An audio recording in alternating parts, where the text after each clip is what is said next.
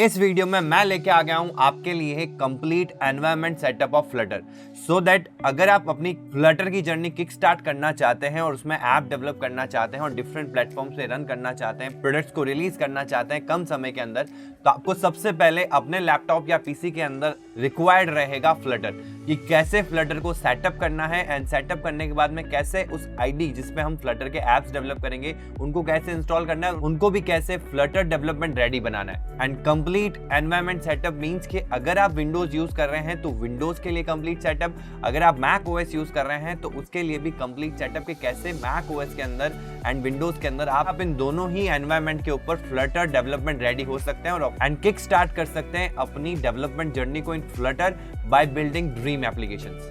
और अगर आपने अपने लैपटॉप या पीसी के अंदर फ्लटर को सेटअप कर लिया है तो आप हमारी WS क्यूबटेक की जो प्लेलिस्ट है उसको फॉलो कर सकते हैं, जहां पे आपको डेली एक फ्लटर का नया वीडियो मिलेगा जिसमें हम सीख रहे हैं फ्रॉम बेसिक टू एडवांस कैसे फ्लटर में ऐप डेवलपमेंट किया जाता है और कैसे उनको मल्टीपल प्लेटफॉर्म्स पे आप रन कर सकते हैं और अपनी ड्रीम एप्लीकेशन को क्रिएट कर सकते हैं। तो उस प्लेलिस्ट की लिंक आपको डिस्क्रिप्शन में मिल जाएगी या इन्फो में मिल जाएगी। तो स्टार्ट करते हैं इस वीडियो को और आपके फ्लटर डेवलपमेंट की जर्नी को by setting up your Flutter on your PC और लैपटॉप।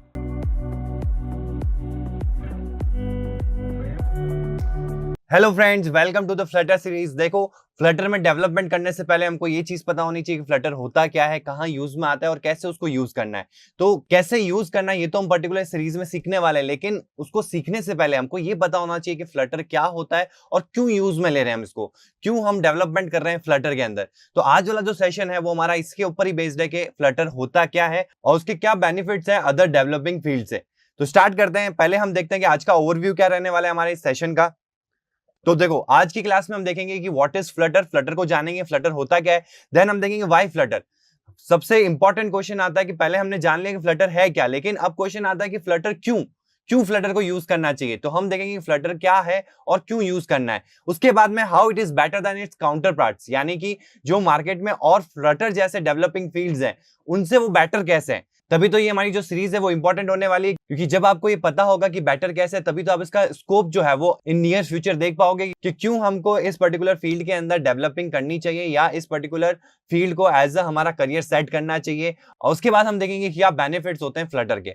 तो एकदम बेसिक कॉमन फ्लटर के जो बेनिफिट्स हैं जब आप फ्लटर में कोडिंग करते हैं या फ्लटर में डेवलपमेंट करते हैं तो उसके क्या बेनिफिट्स रहते हैं अदर डेवलपिंग फील्ड से। तो वो सारे पॉइंट्स जो है वो हम डिस्कस करने वाले हैं एक एक करके। तो चलते हैं सीधा। सबसे पहला क्वेश्चन जो आता है स्क्रीन के ऊपर वो है कि व्हाट इज फ्लटर, फ्लटर क्या है। तो जैसे कि आप स्क्रीन पे देख सकते हो, तो फ्लटर एक ऐसा टूल है जो हेल्प करता है आपको नेटिव क्रॉस डेवलपमेंट करने के लिए। अब यहाँ पे जो टर्म है नेटिव क्रॉस डेवलपमेंट, इसको हम अच्छे से समझेंगे नेक्स्ट स्लाइड के अंदर, पर पहले इस पर्टिकुलर क्रॉस प्लेटफॉर्म जो टर्म है इसको समझ लेते हैं। क्रॉस प्लेटफॉर्म और ब्रैकेट में आप देख सकते हो कि Android, iOS, web and desktop.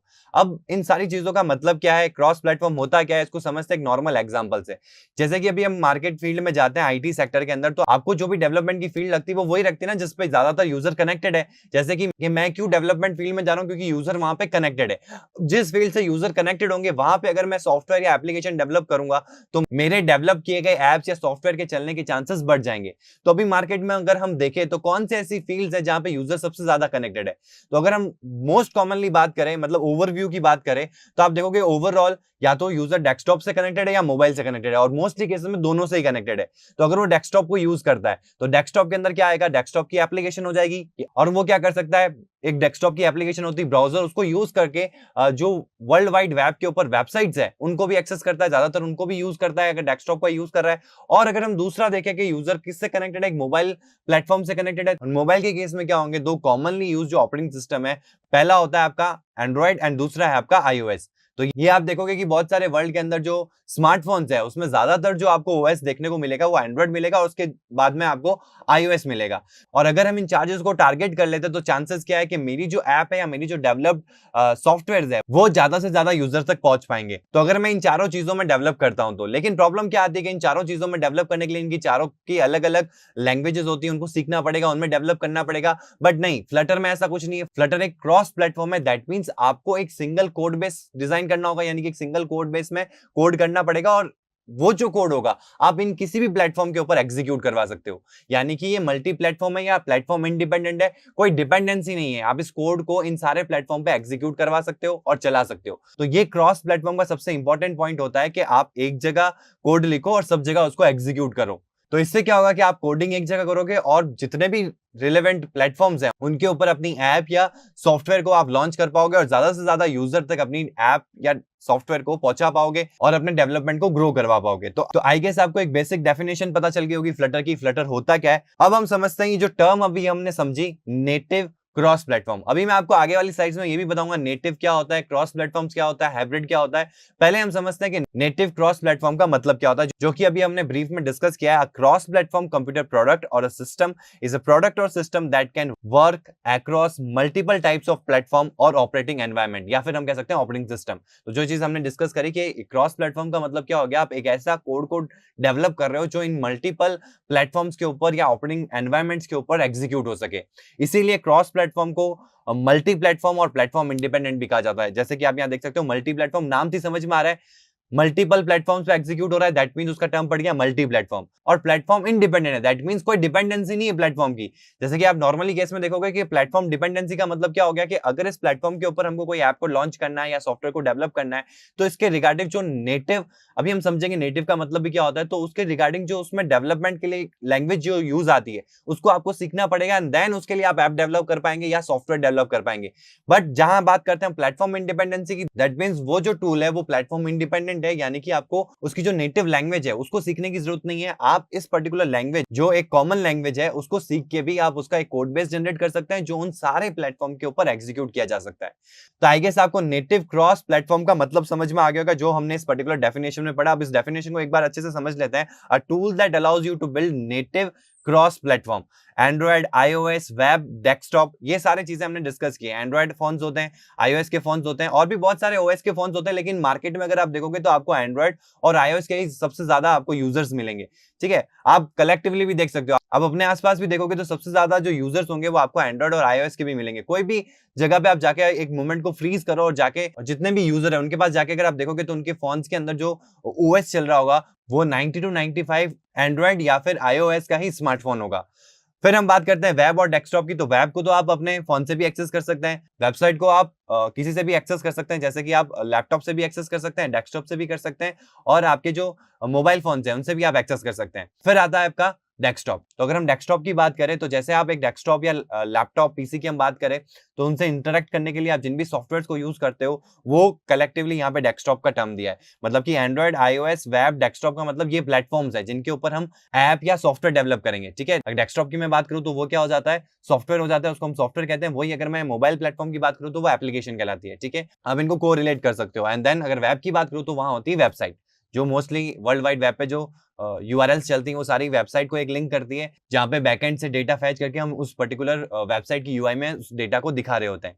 ठीक है, इन सारी एप्लीकेशन को वन प्रोग्रामिंग लैंग्वेज और कोड बेस में कन्वर्ट करता है। तो native cross platform application one programming language and code base, मतलब ये जो टूल है वो आपको अलाउ करता है नेटिव क्रॉस प्लेटफॉर्म एप्लीकेशंस बनाने को। और एप्लीकेशंस की बात करें तो ये चार कंपोनेंट्स मैंने आपको क्लियरली समझाया कि कौन कौन से चार कंपोनेंट्स हैं via one programming language and code base. One programming language यानी कि एक ही programming language throughout the code आपको लिखनी है, मतलब आपको मल्टीपल लैंग्वेज सीखने की जरूरत नहीं है डिफरेंट डिफरेंट प्लेटफॉर्म्स के लिए। एक ही लैंग्वेज को सीखना है और उसी लैंग्वेज के बेसिस पे आपको कोड बेस जनरेट करना है और वो सेम कोड बेस आप इन सारे प्लेटफॉर्म्स पे एग्जीक्यूट कर सकते हैं। तो अब हम समझते हैं कि नेटिव का मतलब क्या होता है, क्रॉस प्लेटफॉर्म का मतलब क्या होता है। वैसे हम क्रॉस प्लेटफॉर्म को अच्छे से समझ चुके हैं जब हमने फ्लटर की डेफिनेशन को समझा था, क्योंकि फ्लटर की डेफिनेशन क्या थी, क्रॉस प्लेटफॉर्म पे ही बेस्ड थी। तो नेटिव क्या होता है, क्रॉस प्लेटफॉर्म क्या होता है और हाइब्रिड क्या होता है, इन तीनों का मतलब क्या होता है, जिससे कि आपको एक क्लियर पिक्चर मिल सके कि अभी ऑल ओवर द वर्ल्ड जो डेवलपमेंट होता है वो इन तीन फेजेस में हो रहा है किसी भी प्लेटफॉर्म की अगर हम बात करें तो सबसे पहला आता है उसमें नेटिव।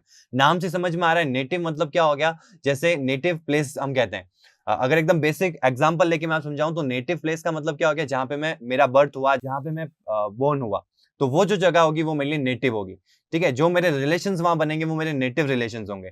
तो यहाँ उस नेटिव टर्म को ही हम जोड़ते हैं, मतलब कि वो एप्लीकेशन जो उस पर्टिकुलर प्लेटफॉर्म को ध्यान में रखते हुए बनाई गई या डेवलप करी गई और उसके डेवलपिंग टूल किट्स को यूज करते हुए बनाई गई, उसके जो रूट लैंग्वेजेस हैं या उसकी जो मेन लैंग्वेजेस हैं उनको यूज करते हुए जो एप्लीकेशन बनाएगी वो कहलाती है नेटिव एप्लीकेशंस। आपको समझ में आ गया होगा कि मतलब हम एक एग्जांपल लेके समझते हैं कि जैसे एंड्रॉइड एप्लीकेशन है, अगर आपको एंड्रॉइड एप्लीकेशन को डेवलप करना है तो उसके लिए एंड्रॉइड कहता है कि आपको जावा लैंग्वेज आनी चाहिए या कोटलिन लैंग्वेज आनी चाहिए, और अगर आपको यूआई डेवलप करनी है तो यूआई के लिए आपको एक्सएमएल आनी चाहिए, और इनका जो कलेक्टिव जो आईडी है वो यूज करना पड़ेगा आपको एंड्रॉइड स्टूडियो। तो अगर एंड्रॉइड स्टूडियो को यूज करते हुए मैं एंड्रॉइड की एक एप्लीकेशन को डिजाइन करता हूं और वाया एक्सएमएल, और मैं उसका लॉजिक पार्ट जो है वो बिल्ड करता हूं वाया जावा और कोटलिन, और फिर उसको उस प्लेटफॉर्म पे इंस्टॉल करता हूं या उस प्लेटफॉर्म पे रिलीज करता हूं, तो ये जो प्रोसेस है, ये जो डेवलपमेंट है वो नेटिव डेवलपमेंट कहलाएगा। ये हर एक के लिए हो सकता है, मैंने सिर्फ आपको एग्जांपल लेके बताया है एंड्रॉइड का। जैसे कि वेबसाइट है, तो वेबसाइट को डिजाइन करने के लिए जो उसकी कोड लैंग्वेजेस है उनमें अगर मैंने कोड को डेवलप किया है, उनमें मैंने कोड को लिख के अगर उस पर्टिकुलर वेबसाइट को डिजाइन किया है, वेबसाइट को बनाया है, तो वो जो डेवलपमेंट होगा वो उसका नेटिव डेवलपमेंट होगा।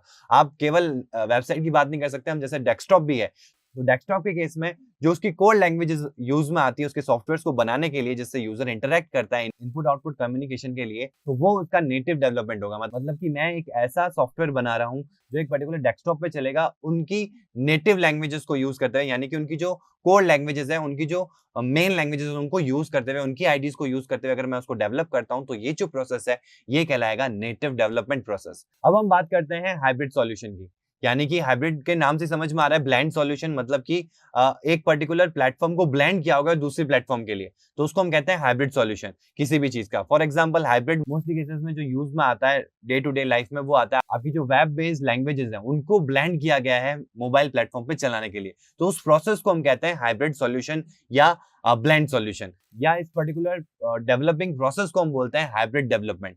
तो यहाँ पे हम देख सकते हैं blend solution that consist of both native and web solutions, यानी कि ये एक ब्लेंड सॉल्यूशन है जो बनाया जाता है वेब डेवलपमेंट के लिए, और उस पर्टिकुलर वेब डेवलपमेंट के कोड को इस तरीके से ब्लेंड किया जाता है ताकि वो एक नेटिव प्लेटफॉर्म पे भी चल सके। और मोस्टली केसेस में जो हाइब्रिड यूज में आता है वो आपका यूज में आता है एप्लीकेशंस के लिए, यानी कि मोबाइल प्लेटफॉर्म पे चलाने के लिए। मतलब कि एक ऐसा सॉल्यूशन जो मेरे लिए वेबसाइट भी डेवलप करेगा और उसके वेबसाइट के रिगार्डिंग अगर मैं चाहूँ तो उसको ब्लेंड करके उसकी एप्लीकेशन बना के मोबाइल प्लेटफॉर्म पे भी चला सकता हूँ।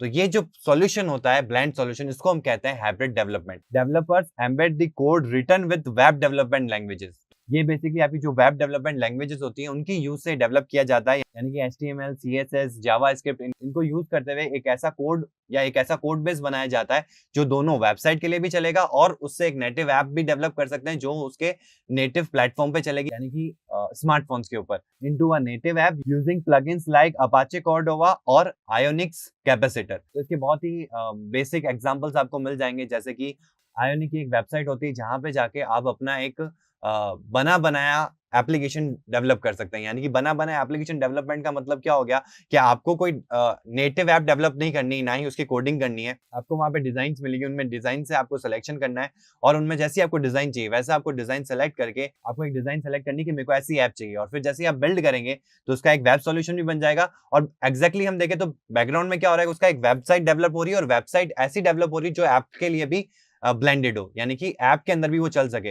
तो उसी को कन्वर्ट कर दिया जाएगा आपके ऐप प्लेटफॉर्म के ऊपर और फिर आप उसी पर्टिकुलर चीज को अपने स्मार्टफोन्स के ऊपर भी रन कर सकते हैं। तो आपको एक वेब बेस्ड एप्लीकेशन मिल जाएगी जो आपके स्मार्टफोन्स पे भी चल सके। फिर आता है आपका क्रॉस प्लेटफॉर्म। इसको हम समझ चुके हैं, जब हमने फ्लटर को डिफाइन किया था, फ्लटर को समझा था, तो मैंने आपको सबसे पहले समझाया क्रॉस प्लेटफॉर्म क्या होता है। और यहाँ पे हम देख लेते हैं एकदम सिंपल सा इसका डेफिनेशन है, write code once and reuse for different platforms. मतलब एक जगह कोड लिखो और डिफरेंट प्लेटफॉर्म्स पे आप उसको रीयूज करो। रीयूज ही होगा ना, एक जगह यूज नहीं आ रहा है, ये मल्टीपल जगह यूज आ रहा है, तो हम उसी सेम कोड को डिफरेंट प्लेटफॉर्म्स पे रीयूज कर रहे हैं। तो ये होता है आपका क्रॉस प्लेटफॉर्म। और यहाँ पे मैंने आपको समझाने की कोशिश करी है कि नेटिव क्या होता है, क्रॉस प्लेटफॉर्म क्या होता है और हाइब्रिड क्या होता है। तो ये कुछ कॉमन टर्म्स है, जब भी हम एक क्रॉस प्लेटफॉर्म की बात करते हैं तो इनमें हम कंफ्यूज हो जाते हैं कई बार कि यार नेटिव डेवलपमेंट क्या होता है, हाइब्रिड डेवलपमेंट क्या होता है, या हाइब्रिड सॉल्यूशन क्या होता है, एंड क्रॉस प्लेटफॉर्म क्या होता है।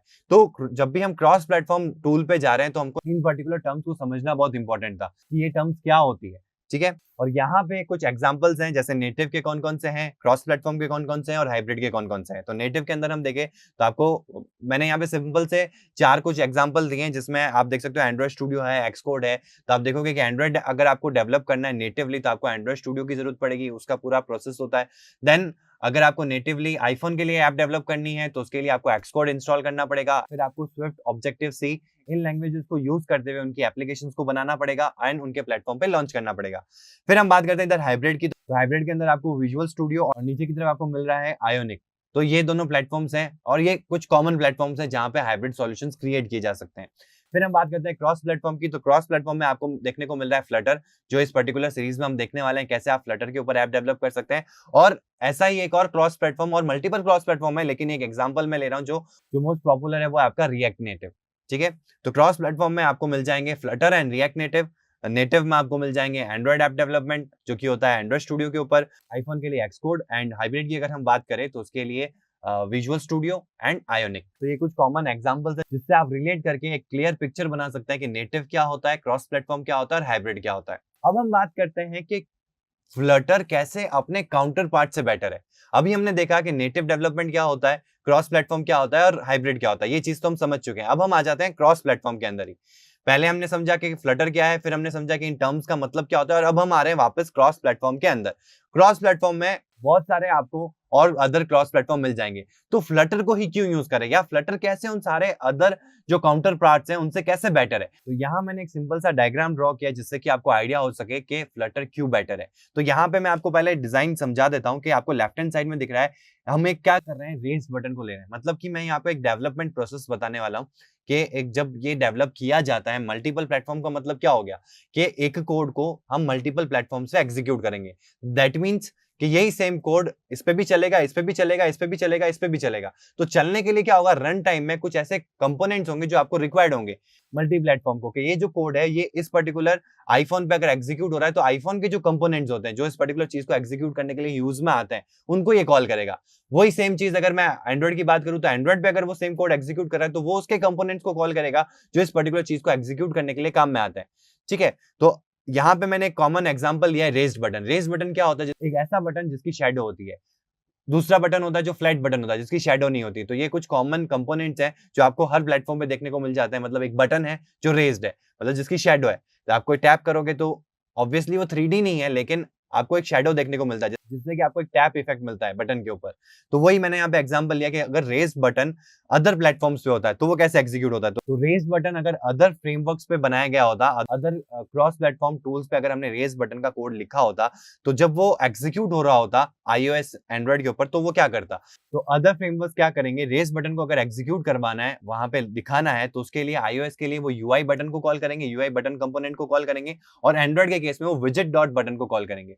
ठीक है, दैट मीन्स वो उनके कंपोनेंट्स या उनके लाइब्रेरीज को कॉल कर रहे हैं रन टाइम में जब वो वहां एग्जीक्यूट हो रहे हैं।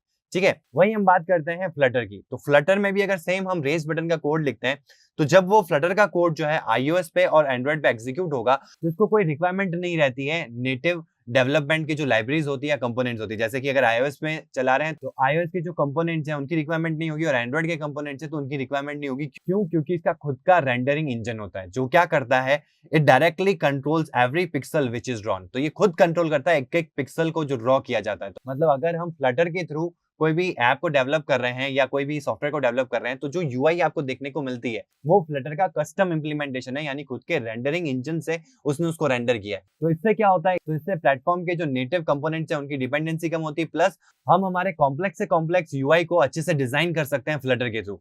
जहाँ पे हम दूसरे फ्रेमवर्क्स या टूल्स की बात करें तो वहां पे कहीं ना कहीं एक लिमिटेशन आ सकती है या कॉम्प्लिकेशंस बढ़ सकती है, जबकि फ्लटर में वो चीजें UI डेवलपमेंट में बहुत ही कम हो जाती है, रेयर हो जाती है, because of its custom implementation through its own rendering engine. तो यहाँ मैंने आपको एकदम बेसिक समझाने की कोशिश करी कि कैसे फ्लटर बेटर है इसके अदर काउंटर पार्ट से, यानी कि अदर क्रॉस प्लेटफॉर्म से। तो क्यों हमको फ्लटर को चूज करना चाहिए बाकी क्रॉस प्लेटफॉर्म से, और बाकी जितने भी बेनिफिट्स हैं फ्लटर के वो थ्रू आउट द सेशन जब हम इसमें डेवलपमेंट स्टार्ट करेंगे, जैसे जैसे डेवलप करेंगे, एप्स डेवलप करेंगे, सारी चीजों को समझेंगे, तो आपको एक और क्लियर पिक्चर मिल जाएगी कि क्यों फ्लटर बेटर है बाकी क्रॉस प्लेटफॉर्म से। ठीक है, अब हम आगे चलते हैं और इसके बेनिफिट्स देखते हैं। तो what are the main benefits of Flutter, क्यों हमको फ्लटर को यूज करना चाहिए, ये कुछ उसके बेनिफिट्स हैं कि हम अगर फ्लटर में ऐप डेवलपमेंट स्टार्ट करते हैं या ऐप डेवलप करते हैं या सॉफ्टवेयर डेवलप करते हैं तो उसके क्या बेनिफिट्स रहने वाले हैं। ठीक है, सबसे पहले आपको बेनिफिट मिल जाता है increase time to market speed. अब इस पॉइंट को अच्छे से समझते हैं कि जैसे मेरी कोई कंपनी है, फॉर एग्जांपल मेरी कंपनी है या मैं किसी के लिए फ्रीलांसिंग कर रहा हूँ या मैं किसी कंपनी के अंदर काम कर रहा हूँ, तो वहां पे क्लाइंट आया। अब क्लाइंट क्या चाहेगा कि भाई मैं जितने ज्यादा यूजर्स को कनेक्ट कर पाऊं उतना मेरे बिजनेस के लिए बेनिफिट है। तो वो क्या करेगा, ये मेरा बिजनेस का आइडिया है और इसके रिगार्डिंग आपको एक ऐप डेवलप करनी है। तो अगर आपको ऐप डेवलप करनी है तो उसकी एक डिमांड होगी, वेबसाइट भी डेवलप हो। ठीक है, वेबसाइट डेवलप करनी पड़ेगी। उसके बाद में हम क्या करेंगे, उसकी एप्लीकेशन डेवलप करेंगे। एप्लीकेशन डेवलप हो गया, वो क्या, अगर उसका एक सॉफ्टवेयर होता जो डेस्कटॉप पे चल पाता तो और भी बेटर होता। तो ये सारी चीजें हमको एक एक करके डेवलप करनी पड़ेगी अगर मैं होल एंड सोल फ्रीलांसिंग कर रहा हूँ। ठीक है, या फिर अगर मैं कंपनी में हूं तो मेरे को इन सबको बनाना पड़ेगा। मतलब मेरी अगर मैं कंपनी हूं तो मेरे जितने भी डेवलपर्स, मैंने एक वेब टीम बना रखी है, मैंने एक ऐप टीम बना रखी है, तो मैं उनको बोलूंगा कि भाई आपको ये वेबसाइट बनानी है। देन जब वेबसाइट क्रिएट हो जाएगी देन मैं उनको बोलूंगा ऐप डिजाइन करनी है, ऐप डेवलप करनी है। उसके बाद में अगर डेस्कटॉप की डिमांड होती है तो जो मेरे डेस्कटॉप डेवलपर्स हैं जो सॉफ्टवेयर डेवलप करते हैं डेस्कटॉप के लिए, उनको मैं बोलूंगा कि सॉफ्टवेयर डेवलप करना है। ठीक है, तो इस प्रोसेस में आप देख सकते हो कितना टाइम लग सकता है। अब अगर हम बात करें फ्लटर की, तो आप एक कोड बेस, अभी हमने समझा है कि एक कोड बेस यानी एक प्रोग्रामिंग लैंग्वेज के बेसिस पे आपको एक कोड बेस क्रिएट करना है और उस पर्टिकुलर कोड बेस को आप इन सारे प्लेटफॉर्म्स पे रन कर सकते हैं। तो इससे आपका क्या होगा, टाइम टू मार्केट स्पीड बहुत बढ़ जाएगा क्योंकि टाइम रिड्यूस हो गया। तो जैसे ही टाइम रिड्यूस हुआ तो आपकी जो स्पीड है वो बढ़ जाएगी। देन सेकंड पॉइंट है रिड्यूस कोड डेवलपमेंट टाइम। ये पूरा का पूरा जो सेकंड पॉइंट है वो आपका एक फर्स्ट पॉइंट से रिलेटेड है कहीं ना कहीं, कि हम जहां डेवलपमेंट स्टार्ट कर रहे हैं और एक जहां हम उसको मार्केटिंग कर रहे हैं उसका बीच का जो टाइम है वो रिड्यूस करेंगे तो हमारी स्पीड बढ़ जाएगी इस पर्टिकुलर प्रोसेस की।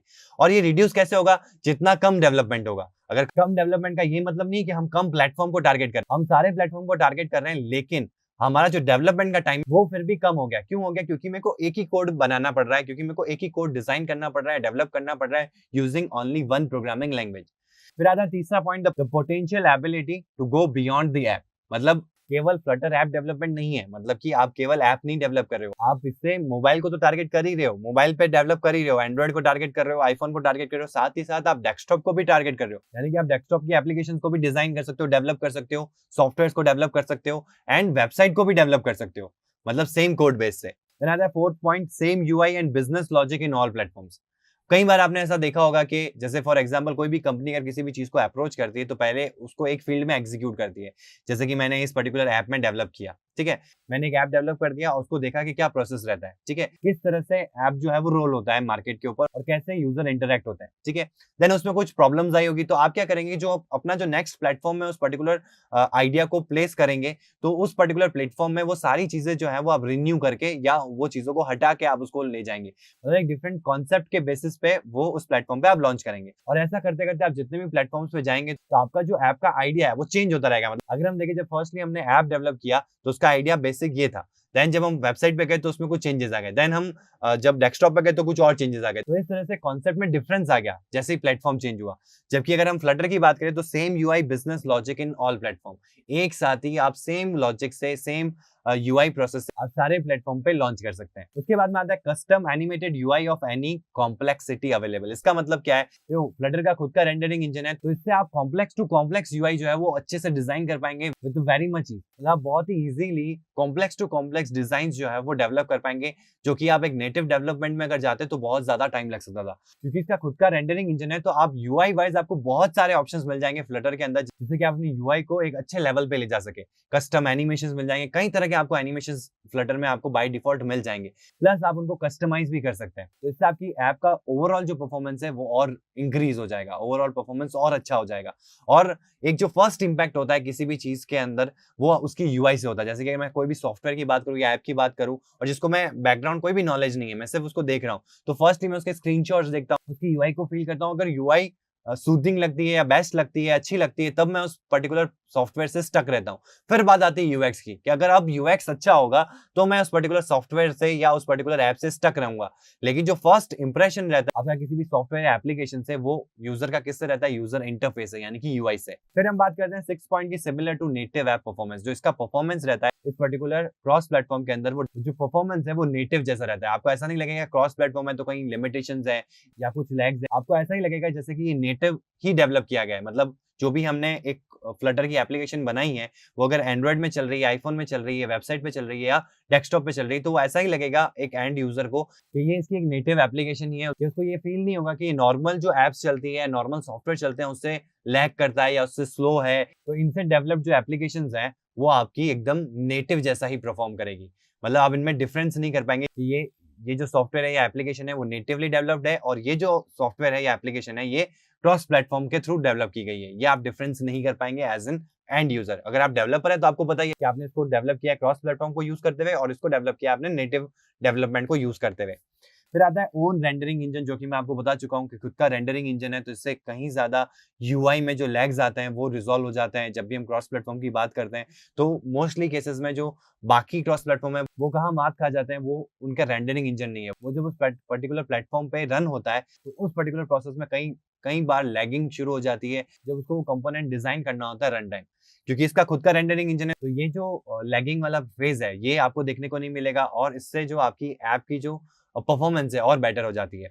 और यूआई जो है जितनी भी कॉम्प्लेक्स टू कॉम्प्लेक्स यूआई वो इजीली डेवलप भी की जा सकती है और यूआई को अपग्रेड भी किया जा सकता है एक अच्छे लेवल की यूआई बनाने में, और आप इस यूआई को इंप्रूव कर सकते हैं। देन जो नेक्स्ट बेनिफिट है simple platform specific logic implementation. इसकी जो लैंग्वेज भी हम यूज करेंगे इस पर्टिकुलर डेवलपमेंट प्रोसेस के अंदर जो होती है आपकी डार्ट लैंग्वेज, जो नेक्स्ट फर्दर सेक्शन में हम डिस्कस भी करने वाले हैं कि फ्लटर के अंदर कौन सी लैंग्वेज यूज में आती है, तो वो भी बहुत ही बेसिक होगी, बहुत ही सिंपल टू यूज होगी और वो काइंड ऑफ सिमिलर है। कोई ऐसी ऑल टुगेदर नई लैंग्वेज नहीं है। अगर आप थोड़ा सा भी नॉलेज रखते हैं प्रीवियस कोई भी डेवलपमेंट का, नेटिव डेवलपमेंट का, तो आप उस पर्टिकुलर लैंग्वेज को बहुत ही इजीली बहुत ही कम टाइम में सीख पाएंगे। और इसका एक और बेनिफिट है कि ये केवल एक लैंग्वेज बेस्ड है, यानी कि सिर्फ और सिर्फ वन प्रोग्रामिंग लैंग्वेज है। दैट मींस के यूआई भी जो आप डेवलप करोगे फ्लटर के अंदर वो भी आप सेम लैंग्वेज से डेवलप करोगे, और अगर उसका लॉजिक पार्ट भी आप बिल्ड कर रहे हो, डेटाबेस को भी आप कनेक्ट कर रहे हो, बैकएंड को भी मैनेज कर रहे हो, तो उसी सेम लैंग्वेज से आप उसको मैनेज करोगे। तो इससे क्या होगा कि जो भी डेवलपमेंट सीखना चाहता है उसका जो डेवलपमेंट सीखने का जो प्रोसेस है, सीखने का जो ड्यूरेशन है वो भी बहुत शॉर्ट हो जाएगा। ऐसा नहीं है कि पहले इस लैंग्वेज को सीखो फिर इस लैंग्वेज को सीखो, मतलब फ्रंट एंड लैंग्वेजेस को सीखो फिर बैक एंड लैंग्वेजेस को सीखो और फिर जाके आप कंबाइन करने के बाद में आप एक एप्लीकेशन या सॉफ्टवेयर को डेवलप कर पाओगे। इसमें सिर्फ आपको एक लैंग्वेज को सीखना है और वो भी बहुत इजी टू यूज है और इजी टू लर्न है, और वो कई हद तक फैमिलियर है प्रीवियस बहुत सारी नेटिव लैंग्वेजेस से। तो इससे क्या होगा कि जो भी उस नेटिव ऐप डेवलपमेंट से कहीं ना कहीं कनेक्टेड है या उसको एक बेसिक नॉलेज है, उसके लिए जो लर्निंग प्रोसेस है वो और इजी हो सकता है और फास्ट हो सकता है। तो ये था हमारा आज का इंट्रोडक्शन अबाउट फ्लटर, जिसमें हमने फ्लटर को थोरली जाना कि फ्लटर क्या होता है, कहाँ यूज में आता है और कब यूज में लेना है और क्यों यूज में लेना है, ठीक है, और कैसे फ्लटर अपने अदर काउंटर पार्ट्स मतलब दूसरे क्रॉस प्लेटफॉर्म से बेटर है और क्या बेनिफिट्स हैं फ्लटर ऐप डेवलपमेंट के। हेलो फ्रेंड्स, तो आज वाली क्लास में हम बात करने वाले हैं फ्लटर के आर्किटेक्चर के बारे में, यानी कि जब फ्लटर में ऐप डेवलप होती है तो उसका क्या आर्किटेक्चर होता है, उसमें क्या बेसिक कंपोनेंट्स होते हैं जिनको हमको ध्यान में रखना चाहिए जब भी हम फ्लटर एप्लीकेशन को डेवलप कर रहे हैं, या डेवलप करने से पहले हमको फ्लटर आर्किटेक्चर के बारे में एक बेसिक आइडिया होना चाहिए कि जब हम डेवलपमेंट करें तो हमको ये चीज का आइडिया रहे। तो जब हम डेवलपमेंट करें फ्लटर के अंदर तो हमारे लिए चीजें काफी आसान हो जाए। तो सबसे पहले समझते हैं कि फ्लटर का आर्किटेक्चर क्या होता है। Flutter is all about visits. जब भी हम यूआई को बिल्ड करते हैं तो एक विजिट ट्री को बिल्ड करना पड़ेगा। विजिट ट्री का मतलब क्या हुआ, नेस्टिंग। ट्री का कॉन्सेप्ट अगर आपने देखा होगा तो जैसे ट्री ग्रो होता है या जैसे उसकी रूट्स ग्रो होती है तो आपने ऐसा फॉर्मेशन देखा होगा, नेस्टिंग वाला फॉर्मेशन। एक जड़ से दो जड़ होती है, फिर दो से और ब्रांचेस क्रिएट होती है, देन और ब्रांचेस क्रिएट होती है। तो जो फॉर्मेशन होता है इस फॉर्मेशन को हम ट्री बुलाते हैं। इसलिए जब भी हम कोई फ्लटर एप्लीकेशन बिल्ड करते हैं दैट मीन्स हम काइंड ऑफ एक विजिट ट्री क्रिएट कर रहे हैं, क्योंकि इट्स ऑल अबाउट विजिट्स। आगे मैं आपको और डिटेल में समझाऊंगा विजिट्स के बारे में। तो अभी के लिए सबसे इंपॉर्टेंट क्या है कि आपको एक कंपोनेंट ट्री बिल्ड करना होगा। कंपोनेंट यानी कि यहाँ पे कंपोनेंट की अगर मैं बात कर रहा हूँ तो विजिट की बात कर रहा हूँ, तो विजिट ट्री क्रिएट करना पड़ेगा। एंड सेकंड पार्ट होता है, पहले तो हमने समझ लिया कि जो कोड हम बिल्ड करेंगे वो एक ट्री के फॉर्मेशन में होगा, और ये ट्री किसका बिल्ड होगा, विजिट। तो पहला पार्ट तो क्लियर है कि जब भी हम फ्लटर के डेवलपमेंट की बात करते हैं, फ्लटर में यूआई कंपोनेंट की बात करें, फ्लटर में यूआई बिल्ड कर रहे हैं तो हमको एक विजिट ट्री क्रिएट करना पड़ेगा। देन सेकंड आता है प्लेटफॉर्म डिफरेंसेस। मतलब कि जब आप यूआई डेवलप कर रहे हैं या अपना जो फ्लटर एप्लीकेशन है वो डेवलप कर रहे हैं तो आप जो डिफरेंसेस लाना चाहते हैं अलग अलग प्लेटफॉर्म के बेसिस पे, वो डिफरेंसेस आपको इंक्लूड करने होंगे अगर आप चाहते हैं। एक यूनिवर्सल डिजाइन भी आप बना सकते हैं जो सारे प्लेटफॉर्म पे चलेगी, लेकिन अगर आप चाहते हैं कि आईफोन में कुछ ऐसा कंपोनेंट विजिबल हो या एंड्रॉइड में कुछ ऐसा हो, विंडोज में कुछ ऐसा हो, मैक में कुछ ऐसा हो, वेबसाइट में कुछ ऐसा हो, तो वो चीज आप अचीव कर सकते हैं with the help of conditional programming. यानी कि पहले तो हम विजिट कंपोनेंट का ट्री बनाएंगे, देन उसके बाद में अगर हमको कोई लगता है कि हमको ये जो यूआई कंपोनेंट्स हैं या यूआई विजिट्स हैं इनको डिफरेंटली यूज करना है ऑन डिफरेंट प्लेटफॉर्म्स, तो वो भी हम कंडीशनल प्रोग्रामिंग के थ्रू इंप्लीमेंट कर सकते हैं। फिर बात आती है कि फ्लटर के अंदर हमेशा एक कोड बेस ही फॉलो होता है, यानी कि जैसे कि मैं दूसरे प्लेटफॉर्म्स की बात करूँ तो सब में स्टैटिकली फ्रंट एंड और बैक एंड होता है। इसका मतलब क्या हुआ कि जो आपकी यूआई डिजाइन होती है वो एक अलग लैंग्वेज में होती है, एंड देन जो आप लॉजिक बिल्ड करते हो वो आप एक अलग लैंग्वेज में बिल्ड करते हो। फॉर एग्जाम्पल अगर मैं बात करूँ एंड्रॉइड की, तो एंड्रॉइड में जब आप ऐप डेवलप करते हो तो आपको एक्सएमएल चाहिए होता है फॉर यूआई डिजाइनिंग, एंड आपको कॉटलिन या जावा फाइल चाहिए होती है फॉर लॉजिक बिल्डिंग। ठीक है, जहां आप लॉजिक लगाओगे, जहां पे आपका जो भी लॉजिक पार्ट है वो बिल्ड होगा। बट जब मैं फ्लटर की बात करता हूं तो फ्लटर के अंदर जो कोड लिखा जाता है वो डार्ट के अंदर लिखा जाता है, and it's in a single code base, यानी कि यहीं पे आपके यूआई कंपोनेंट्स भी डिजाइन होंगे। मतलब इसी एक कोड से आप यूआई के कंपोनेंट्स को डिजाइन करोगे, यानी कि विजेट्स को डिजाइन करोगे, और इनके ऊपर जो भी लॉजिक परफॉर्म करना है, जैसे कि फॉर एग्जांपल आपने एक बटन बनाना है तो आपने बटन भी बनाना है, बटन की डिजाइन भी आप उसी में ऐड करोगे, और बटन के क्लिक पे क्या एक्शन परफॉर्म करना है वो भी उस सिंगल कोड बेस के अंदर ही इंक्लूडेड होगा। तो ये एक बेसिक स्ट्रक्चर होता है, या मैं आपको कह सकता हूं कि एक बेसिक फ्लटर का आर्किटेक्चर होता है जो अपन ने डिस्कस किया है। अब समझते हैं एक यूआई की हेल्प से। तो यहां मैंने एक फ्लटर की यूआई ओपन कर लिया, और आप यहां देख सकते हैं कि जो भी चीज यहाँ पे डिजाइन में आ रही है वो एक सिंगल कोड बेस की हेल्प से आ रही है, यानी कि अगर इसके ऊपर कोई लॉजिक भी बिल्ड है तो वो एक ही कोड में लिखा गया होगा, वहीं उसके विजेट्स भी क्रिएटेड है, उन्हीं के अंदर उनका एक्शन भी प्रोवाइडेड है, मतलब एक ही कोड बेस के अंदर। और अगर आप यहाँ देखें तो ये जितने भी कंपोनेंट्स आपको दिख रहे हैं ये सब के सब विजेट्स के पार्ट है। तो जितना भी यूआई कंपोनेंट्स आपको यहाँ दिख रहे हैं ये सारे के सारे जो कंपोनेंट्स हैं इट्स ऑल अबाउट विजेट्स, ये सब के सब विजेट्स हैं। यानी कि ये जो पार्ट मैं यहाँ देख रहा हूँ ये एक विजेट है, देन ये जो पार्ट मैं देख रहा हूँ ये एक विजेट है, देन ये जो पार्ट मैं देख रहा हूँ ये विजेट है, फिर ये पार्ट देख रहा हूँ तो ये विजेट है, कंप्लीटली ये भी एक किसी के अंडर पूरा का पूरा विजेट है।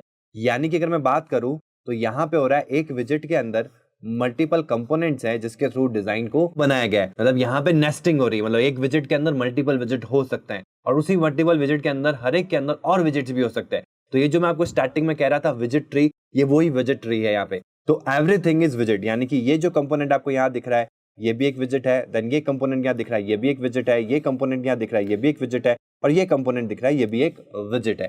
और अगर मैं इसकी बात करूं तो इस विजेट के अंदर भी मल्टीपल और विजेट्स क्रिएटेड है, जैसे कि ये विजेट है, देन ये विजेट है, देन ये विजेट है। और अगर मैं इस एक सिंगल कंपोनेंट की बात करूं तो इसके अंदर भी दो विजेट्स है। अगर आपको दिख रहा होगा ये हमारा एक पहला विजेट और ये दूसरा विजेट। तो इस तरीके से यूआई जो है फॉर्म होती है फ्लटर के अंदर, यानी कि it's all about widgets and creating your own विजेट ट्री। ठीक है, तो इससे आपको एक क्लियर हो गया होगा कि जब भी हम फ्लटर का एप्लीकेशन बिल्ड करेंगे तो हम सबसे पहले विजेट्स को क्रिएट करेंगे, यानी कि जो creating your widgets according to your need, जो भी आपकी रिक्वायरमेंट है उसके अकॉर्डिंग आपको विजेट्स क्रिएट करने हैं। और विजेट्स का जो फ्लो है वो कुछ इस प्रकार से होगा। अगर आप देखेंगे तो यहाँ पे आपको स्क्रीन पे विजिबल हो रहा होगा, सबसे पहले हमारी एप्लीकेशन का विजेट होता है। यानी कि अगर मैं बात करूं डिजाइन की ही नहीं, जो आपकी ऐप भी डेवलप हो रही है वो एक ऐप विजेट है। उस विजेट के अंदर आपके मल्टीपल स्क्रीन विजेट्स है। देन हर एक स्क्रीन का मतलब क्या हो गया, जो आपकी एक्टिविटी है या जो स्क्रीन पे आपको दिखता है, जो पेज है, जिसको आप पेज भी बुला सकते हो, स्क्रीन भी बुला सकते हो, एंड एक्टिविटी भी बुला सकते हो। तो जब एक ऐप स्टार्ट होता है, app collectively consist of multiple screens या पेजेस। ठीक है, तो वो जो सिंगुलर पेज होंगे वो सारे की सारे क्या होंगे, विजेट्स होंगे। अब उन सिंगुलर पेजेस के अंदर भी क्या होगा, आपका एक ऊपर ऐप बार होगा, देन नीचे बॉडी होगा जहां पे आपका जो एक्चुअल यूआई है जो आप डेवलप करोगे। तो ये सब कुछ एक विजेट के अंदर आता है। तो आप यहाँ पे एक विजेट का फॉर्मेशन देख सकते हैं डायग्राम की हेल्प से, कि सबसे पहले my app, then material app, then home page, then scaffold. अब ये क्या चीज है कि माई ऐप, ये एप्लीकेशन हम यहाँ विजेट बिल्ड कर रहे हैं। देन हमने क्या किया, माई ऐप में भी हमने एक मटेरियल ऐप क्रिएट किया। यहाँ पे आप कपर्टिनो विजेट को भी यूज कर सकते हैं as a building for Apple UI. मतलब एप्पल का नेटिव अगर आपको यूआई चाहिए तो उस केस में आप मटेरियल ऐप की जगह कपर्टिनो भी यूज कर सकते हो। ये जैसे मैंने अभी थोड़ी देर पहले बताया था, कंडीशनल प्रोग्रामिंग की हेल्प से हम जो डिफरेंसेस हैं डिफरेंट प्लेटफॉर्म्स के,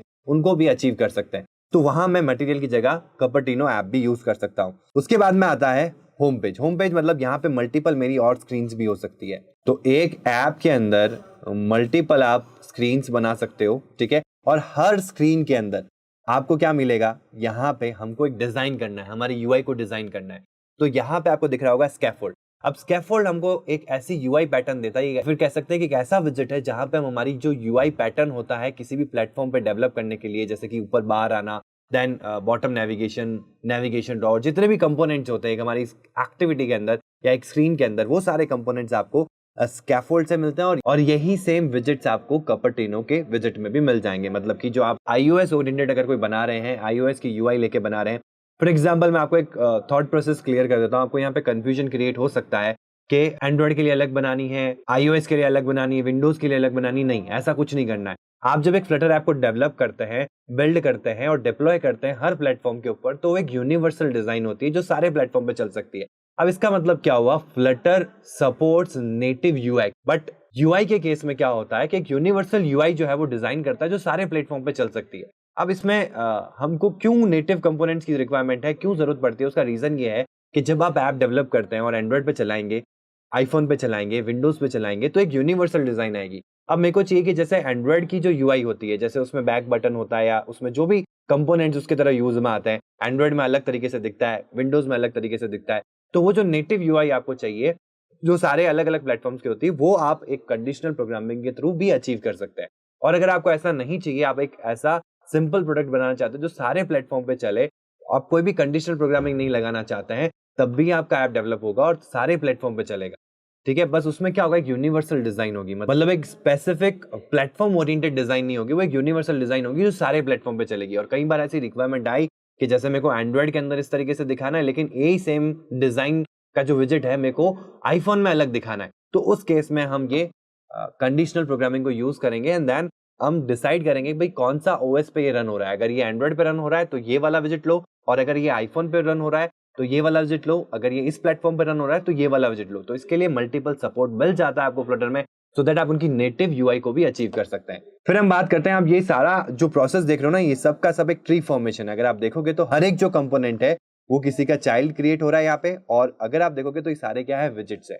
और अगर मैं बात करूं तो स्कैफोल्ड के अंदर सबसे इंपॉर्टेंट चीज है आपकी ऐप बार, जो ऊपर की तरफ, जैसे कि ये मेरा ऐप है, तो इस ऐप के अंदर जो यहाँ ये वाला पार्ट होता है, ये होता है ऐप बार, या मैं कह सकता हूँ टूल बार या एक्शन बार। ये आपको ऐप बार से मिल जाता है, इसमें आप इसकी जो भी फॉर्मेशन करनी है वो आप कर सकते हो। देन ये होता है आपका बॉडी, मतलब ये जो पार्ट आपको दिख रहा है ये होता है आपका बॉडी कंपोनेंट। इसको कह सकते हो कि यहाँ पे जो विजिट हम प्लेस करेंगे वो आपकी इस पर्टिकुलर पार्ट पे दिखेगा। अभी अपन ने ऐप बार की बात करी थी, ये हमारा ऐप बार होता है, तो इस जगह पे ये बॉडी टैग जो है वो यहाँ पे ड्रॉ होगा। ठीक है, अब बात करते हैं ये बचे हुए कंपोनेंट्स की। तो इसमें फ्लोटिंग एक्शन बटन हो गया, फ्लोटिंग एक्शन बटन और कुछ नहीं है, ये कंपोनेंट होता है ऐसा कुछ। ठीक है, देन आपको नेविगेशन ड्रॉवर चाहिए, ये आपका नेविगेशन ड्रॉवर, या आपको बॉटम नेविगेशन चाहिए, या आपको टैब चाहिए। तो ये सारे कंपोनेंट्स भी आपको कहां से मिल जाएंगे, स्कैफोल्ड वाले विजिट से मिल जाएंगे। तो इस तरीके से जो आपका कोड बेस है वो तैयार होगा, यानी कि ये आर्किटेक्चर को आप फॉलो करके अपने फ्लटर एप्लीकेशन को डेवलप करेंगे। तो उसमें जो भी आप बिल्ड कर रहे हैं वो एक तरह से ट्री फॉर्मेशन के अंदर है, उनमें आप जो भी चीज यूज कर रहे हैं वो और कुछ नहीं, एक विजिट ही होगा। अब विजिट के भी दो टाइप्स होते हैं, एक होता है जो मल्टीपल विजिट्स को कंज्यूम करते हैं, और एक होता है जो सिंगल विजिट को कंज्यूम करते हैं। यानी कि एक विजिट जिसमें मल्टीपल चाइल्ड हो सकते हैं, तो वहां पे आपको चिल्ड्रन टैग मिलेगा जिसमें आप multiple array of child visits create कर सकते हैं, और कुछ विजिट ऐसे होंगे जिसमें आप सिर्फ एक चाइल्ड को प्रोवाइड कर सकते हैं, यानी कि एक ही विजिट उसमें कंज्यूम होगा। तो इस तरीके से आप अपनी जो फ्लटर ऐप है वो डेवलप करेंगे। अब बात करते हैं डेवलपमेंट की। तो जब हम डेवलपमेंट में जाते हैं, ये चीजें हम समझ चुके हैं कि देखो सिंगल कोड बेस है, यानी कि एक ही कोड लिखना पड़ेगा आपको डेवलपमेंट के लिए, मल्टीपल कोड लिखने की जरूरत नहीं है, एक ही जगह आपका डेवलपमेंट होगा जहां पे आप यूआई भी बिल्ड कर रहे होंगे और साथ साथ लॉजिक भी बिल्ड कर रहे होंगे। देन अगर बात करें तो जब हम यूआई की बात करते हैं तो यूआई बिल्ड करते वक्त हमको visual editors, drag and drop, ये सारी चीजें चाहिए होती है कि जैसे हम ड्रैग करें और यूआई को बिल्ड करते हैं, तो वो चीज आपको फ्लटर में नहीं मिलेगी। आपको सिंपल सा एक कोड बेस को क्रिएट करना होगा, उसी कोड के थ्रू आपकी यूआई बिल्ड होगी एंड उसके अंदर का लॉजिक बिल्ड होगा। यानी कि no visual editor, no drag and drop for UI, मतलब यूआई के लिए कोई भी अलग से लैंग्वेज सीखने की जरूरत नहीं, ना ही एक विजुअल एडिटर की जरूरत है जिसके थ्रू हम उसको ड्रॉ करेंगे या ड्रैग एंड ड्रॉप करेंगे। देन सिंगल कोड बेस, एक ही कोड के अंदर आपको डिजाइन भी क्रिएट करनी है और उसी के अंदर लॉजिक भी बिल्ड करना है। एंड जो लैंग्वेज भी हम यूज करेंगे, यानी कि जो डार्ट लैंग्वेज है, वो भी बहुत इजी टू यूज है एंड इजी टू लर्न है। तो अगर आप किसी प्रोग्रामिंग फील्ड से पहले से हैं, यानी कि जावा, जावा स्क्रिप्ट या सी हैश या सी स्क्रिप्ट में पहले से है, प्रोग्रामिंग कर रहे हैं, तो आपके लिए बहुत ही फेमिलियर लैंग्वेज होगी डार्ट, क्योंकि Dart is a combination of 3 languages, Java, JavaScript and C hash और सी स्क्रिप्ट। तो इनमें से कोई भी लैंग्वेज अगर आपको आती है तो आपके लिए काफी ज्यादा फेमिलियर हो जाएगा, बहुत ही आसानी से उसको ग्रैप्स कर पाएंगे। और अगर आप नए भी हैं इस डेवलपिंग फील्ड से, यानी कि बहुत सारे फ्लटर लर्नर्स जो होंगे उन्होंने कोई भी प्रोग्रामिंग लैंग्वेज नहीं सीखी होगी या पहली बार किसी प्रोग्रामिंग लैंग्वेज को यूज कर रहे हैं, तो ये one of the easiest language to learn in the market. अभी करंट सिनेरियो की अगर मैं बात करूं तो Dart is one of the easiest language to learn. And then जब आप इसमें डेवलप करोगे तो उसका जो आर्किटेक्चर है वो हमने यहाँ पे देख लिया है कि आर्किटेक्चर का मतलब क्या हो गया कि आप किस तरीके से ऐप को बिल्ड करोगे, क्या मेन कंपोनेंट्स रहेंगे। और अगर आप यहाँ देख सकते हैं तो ये इस तरीके से फ्लटर का कोड लिखा जाता है। तो इससे जो कोड लिखा जाएगा, एक विजिट ट्री जो हम क्रिएट करेंगे, उससे आप इस तरीके से डेप्लॉय कर सकते हो मल्टीपल प्लेटफॉर्म्स के ऊपर। जैसे कि ये आपको आईफोन में दिख रहा है, ऐसे कि आप इसको एंड्रॉइड पे चला सकते हो, मैक ओएस पे चला सकते हो, क्रोम पे चला सकते हो, ब्राउजर पे चला सकते हो एज अ वेबसाइट। तो ये कुछ बेसिक कंपोनेंट्स को आपको ध्यान में रखना होगा, यानी कि ये कुछ बेसिक कंपोनेंट्स है फ्लटर आर्किटेक्चर के। मतलब जब हम फ्लटर डेवलपमेंट स्टार्ट करेंगे तो हम इसी आर्किटेक्चर को यूज करते हुए अपने जो फ्लटर कंपोनेंट्स हैं उनको बिल्ड करेंगे, अपनी फ्लटर एप्लीकेशंस को बिल्ड करेंगे।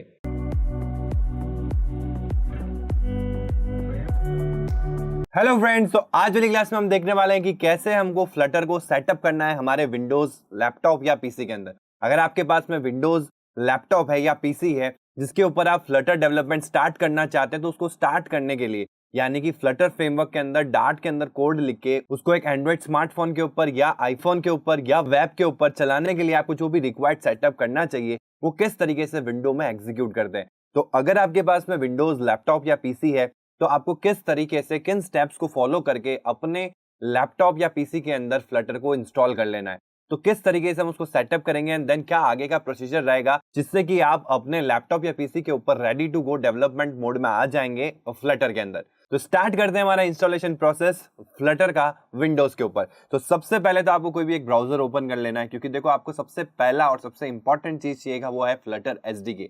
तो फ्लटर एसडीके का मतलब हो गया Flutter software development tool kit या किट। तो वो जो सेट ऑफ टूल्स हैं जो रिक्वायर्ड रहते हैं फ्लटर के अंदर डेवलपमेंट के लिए, फ्लटर एनवायरनमेंट के लिए, फ्लटर फ्रेमवर्क के लिए, उस एसडीके को आपको सेटअप कर लेना है। फिर वो फ्लटर एसडीके ही आपको सारी चीजें बताएगा कि अब इसको क्या क्या रिक्वायरमेंट है, क्योंकि ये हमारा फर्स्ट स्टेप है, मतलब it is the first step towards the installation. तो सबसे पहले आपको क्या करना है, कोई भी ब्राउजर ओपन कर लेना है। तो मैं यहाँ पे गूगल क्रोम ओपन कर लेता हूँ, ठीक है। आप कोई भी ब्राउजर जो है वो ओपन कर सकते हैं, जो भी आप ब्राउजर यूज करते हैं, ठीक है। और यहाँ पे आपको सिंपल सा सर्च करना है फ्लटर एसडीके। जैसे ही आप फ्लटर एसडीके लिखेंगे तो यहाँ गूगल के जो सर्च लिस्ट है उसमें आपको फर्स्ट पे मिल जाएगा इंस्टॉल फ्लटर डॉक्यूमेंटेशन, ठीक है। इसमें यहाँ पे आपसे पूछेगा विंडोज, ये फ्लटर का खुद का डॉक्यूमेंटेशन है docs.flutter.dev के ऊपर। तो विंडोज पे जाना है, आप इस स्टेप्स को भी अच्छे से फॉलो कर सकते हैं, ठीक है। यहाँ पे आपको कुछ रिक्वायरमेंट बता रहा है कि आपका ऑपरेटिंग सिस्टम क्या होना चाहिए विंडोज के अंदर इस चीज को सेटअप करने के लिए। तो ये आपके यहाँ पे लिखा हुआ है ऑपरेटिंग सिस्टम क्या होना चाहिए, डिस्क स्पेस कितनी अवेलेबल होनी चाहिए, ठीक है। तो ये सारी चीज़ें यहाँ पे आ चुकी है। उसके बाद में हम करते हैं यहाँ पे गेट फ्लटर एसडीके। तो यहाँ पे आपको मिल जाएगा download Flutter underscore Windows underscore 3.0.1 stable, ठीक है। ये अपडेट होता रहता है। सपोज दैट अभी जब मैं वीडियो बना रहा हूँ तो ये 3.0.1 है, ठीक है। हो सकता है कि आप इस वीडियो को 2 महीने बाद देख रहे हैं या 4 महीने बाद देख रहे हैं, तो उस समय हो सकता है कि इसका लेटेस्ट स्टेबल वर्जन आ चुका हो एसडीके का, तो वो वर्जन आएगा, ठीक है। तो अगर आपको 3.0.1 नहीं मिल रहा है तो कोई दिक्कत नहीं, जो यहाँ पे वर्जन लिखा हुआ है आपको उस पर टैप कर लेना, ये जिप फाइल है। तो जैसे ही मैं इस पर क्लिक करूंगा फ्लटर विंडोज जो भी जिप फाइल है ये डाउनलोड होना स्टार्ट हो जाएगी। तो आप यहाँ देख सकते हैं कि नियर अबाउट 896, मतलब आप मान के चलो 900 MB की ये फाइल होगी, ये जिप फाइल है जो यहाँ पे डाउनलोड हो रही है। तो जैसे ही डाउनलोड कंप्लीट हो जाती है फिर इसका जो आगे का स्टेप है वो हम फॉलो करेंगे। तो यहाँ पे हमारा जो फ्लटर एसडीके का जिप फाइल है वो डाउनलोड हो चुका है, नियर अबाउट 900 MB का है। तो ये डिपेंड करेगा आपकी जितनी इंटरनेट स्पीड है। देखो अब ये भी आप कर सकते हो कि अगर आपने डाउनलोड कहीं और से किया है और अपने लैपटॉप में पेन ड्राइव के थ्रू भी इस चीज़ को एग्जीक्यूट कर सकते हो, लेकिन ऐसे केवल फ्लटर को डाउनलोड नहीं करना है, ऐसे कई सारे चीज़ों को हम आगे डाउनलोड करेंगे। तो आपको एक प्रॉपर इंटरनेट कनेक्शन की रिक्वायरमेंट रहेगी इनिशियल टाइम पे जब भी आप फ्लटर को सेटअप कर रहे हैं, ठीक है। अब जितना अच्छा कनेक्शन होगा उतना जल्दी ये फाइल जो है वो आपकी डाउनलोड हो जाएगी। जो फाइनली आपकी फाइल डाउनलोड हो जाए तो आपको क्या करना है, ये जिप फाइल है, ठीक है। जैसे कि हमने वहीं पे भी देखा था तो .zip फाइल थी, आपको WinZip चाहिएगा। और अगर आप लेटेस्ट विंडोज पे है तो आपको ऑटोमेटिकली इस जिप फाइल को अनजिप करने का ऑप्शन मिलता है। वो कैसे मिलता है, आपको यहाँ पे राइट क्लिक करना है और यहाँ पे एक ऑप्शन होगा एक्सट्रैक्ट ऑल, ठीक है। मतलब इसके अंदर का जो कंटेंट है हम एक फोल्डर में एक्सट्रैक्ट कर देंगे पूरा का पूरा। तो जैसे ही मैं एक्सट्रैक्ट करूंगा तो ये मेरे से पूछेगा किस जगह करना है और क्या फोल्डर का नाम रखना है। तो मेरे को इसी डाउनलोड वाले फोल्डर में ही रखना है, ठीक है। और मैं यहाँ पे एक्सट्रैक्ट पे क्लिक कर देता हूँ। तो जैसे ही आप एक्सट्रैक्ट पे क्लिक करेंगे तो एक्सट्रैक्शन का जो प्रोसेस है वो स्टार्ट हो जाएगा। और आप देख सकते हैं कि पूरी जितनी भी फाइल्स इसके अंदर पड़ी है ये आपको 900 MB की लग रही होगी, लेकिन ये एक जिप फाइल है। जब ये एक्सट्रैक्ट होकर ओपन होगी तो नियर अबाउट 1 to 2 GB तक ये अप्रॉक्सीमेटली फोल्डर जा सकता है, क्योंकि इसके अंदर का जो कंटेंट है वो कंप्रेस था, अब वो ओपन हो रहा है। एक पूरा का पूरा जो फ्लटर एसडीके है वो आपको पूरा एक फोल्डर के अंदर एक्सट्रैक्ट होकर मिलेगा। तो यहाँ पे आप प्रोसेस देख सकते हैं कि इस तरीके से एक्सट्रैक्ट होगा। तो आप देख सकते हैं जितनी भी फाइल्स इसके अंदर पड़ी है फ्लटर एसडीके की वो सब की सब एक्सट्रैक्ट होकर एक फोल्डर में मिल रही है आपको। ठीक है। तो यहाँ पे आप देख सकते हैं कि जो मेरा एक्सट्रैक्शन हो रहा था इस फोल्डर का वो कंप्लीट हो चुका है। जैसे ही कंप्लीट होगा तो एक फोल्डर क्रिएट हो जाएगा और यहाँ पे आप पाओगे कि आपका जो फ्लटर नाम का फोल्डर इसके अंदर पड़ा है। ठीक है, तो ये तो हुआ हमारा फर्स्ट स्टेप कि हमको फ्लटर एसडीके को क्या कर लेना है, डाउनलोड कर लेना है। डाउनलोड करने पे हमको एक जिप फाइल मिलेगी, जिप फाइल को एक्सट्रैक्ट करके एक फोल्डर में आप रख सकते हैं।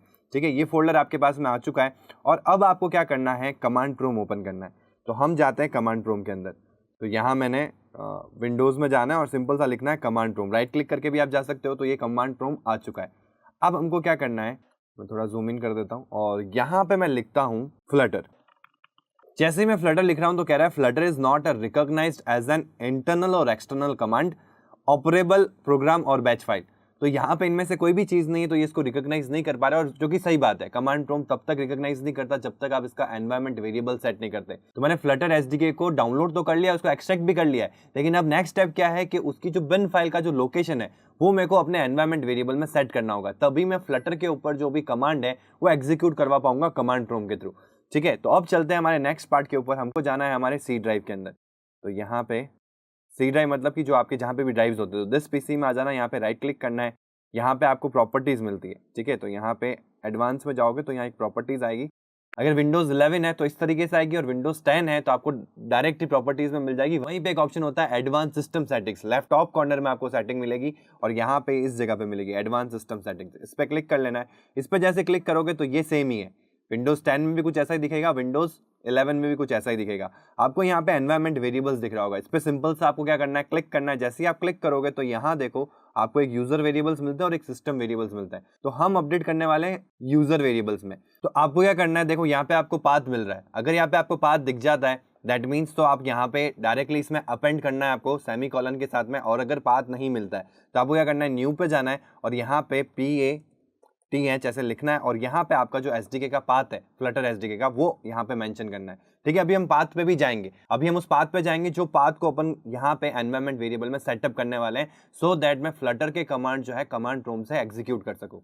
ठीक है, तो अभी के लिए हम ये समझते हैं कि अगर आपको यहाँ पे पाथ दिख जाता है यूजर वेरिएबल में, ठीक है, दो तरह के वेरिएबल्स मिलेंगे आप, user variable and system variable. आपको किस में आना है, यूजर वेरिएबल में, और यहाँ देखना है पाथ अगर एग्जिस्ट करता है तो इसमें अपेंड करना है, और अगर एग्जिस्ट नहीं करता है तो क्रिएट करना है। तो अब मैं आ जाता हूँ, क्योंकि मेरे इस पर्टिकुलर एनवायरमेंट वेरिएबल में पाथ नाम से वेरिएबल एग्जिस्ट करता है, तो इस पर डबल टैप करना है। डबल टैप करते ही यहाँ पे ऑप्शन होता है मल्टीपल ऐड करने का, तो मैं यहाँ पे दूसरा ऐड कर सकता हूँ। और वो पाथ कौन सा होगा, फ्लटर एसडीके का।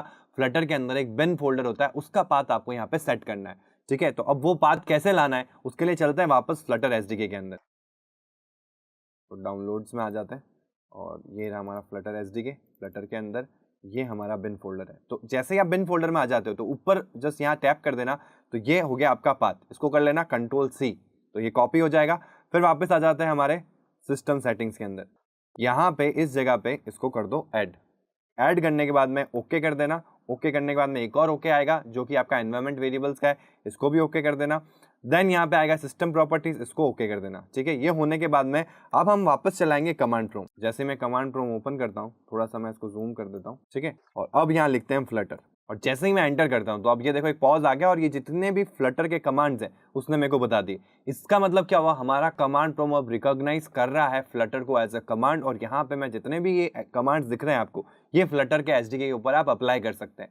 ठीक है, अब हमको नेक्स्ट चीज़ क्या करनी है, अब हमको यहाँ नेक्स्ट चीज़ करनी है कि भाई हमको क्या क्या रिक्वायरमेंट है। अब मतलब हमने फ्लटर एसडीके तो सेटअप कर लिया, इंस्टॉल कर लिया और उसको एज एन एनवायरमेंट वेरिएबल में सेट कर दिया, सो दैट मैं कमांड प्रॉम्प्ट के ऊपर उसके ऊपर कोई भी कमांड एग्जीक्यूट करवा सकूं। ठीक है, अब मेरे को सिंपल सा लिखना है फ्लटर डॉक्टर। ये कमांड क्या करता है, ये आपको बताता है कि आपका फ्लटर इंस्टॉलेशन कितना प्रॉपर है।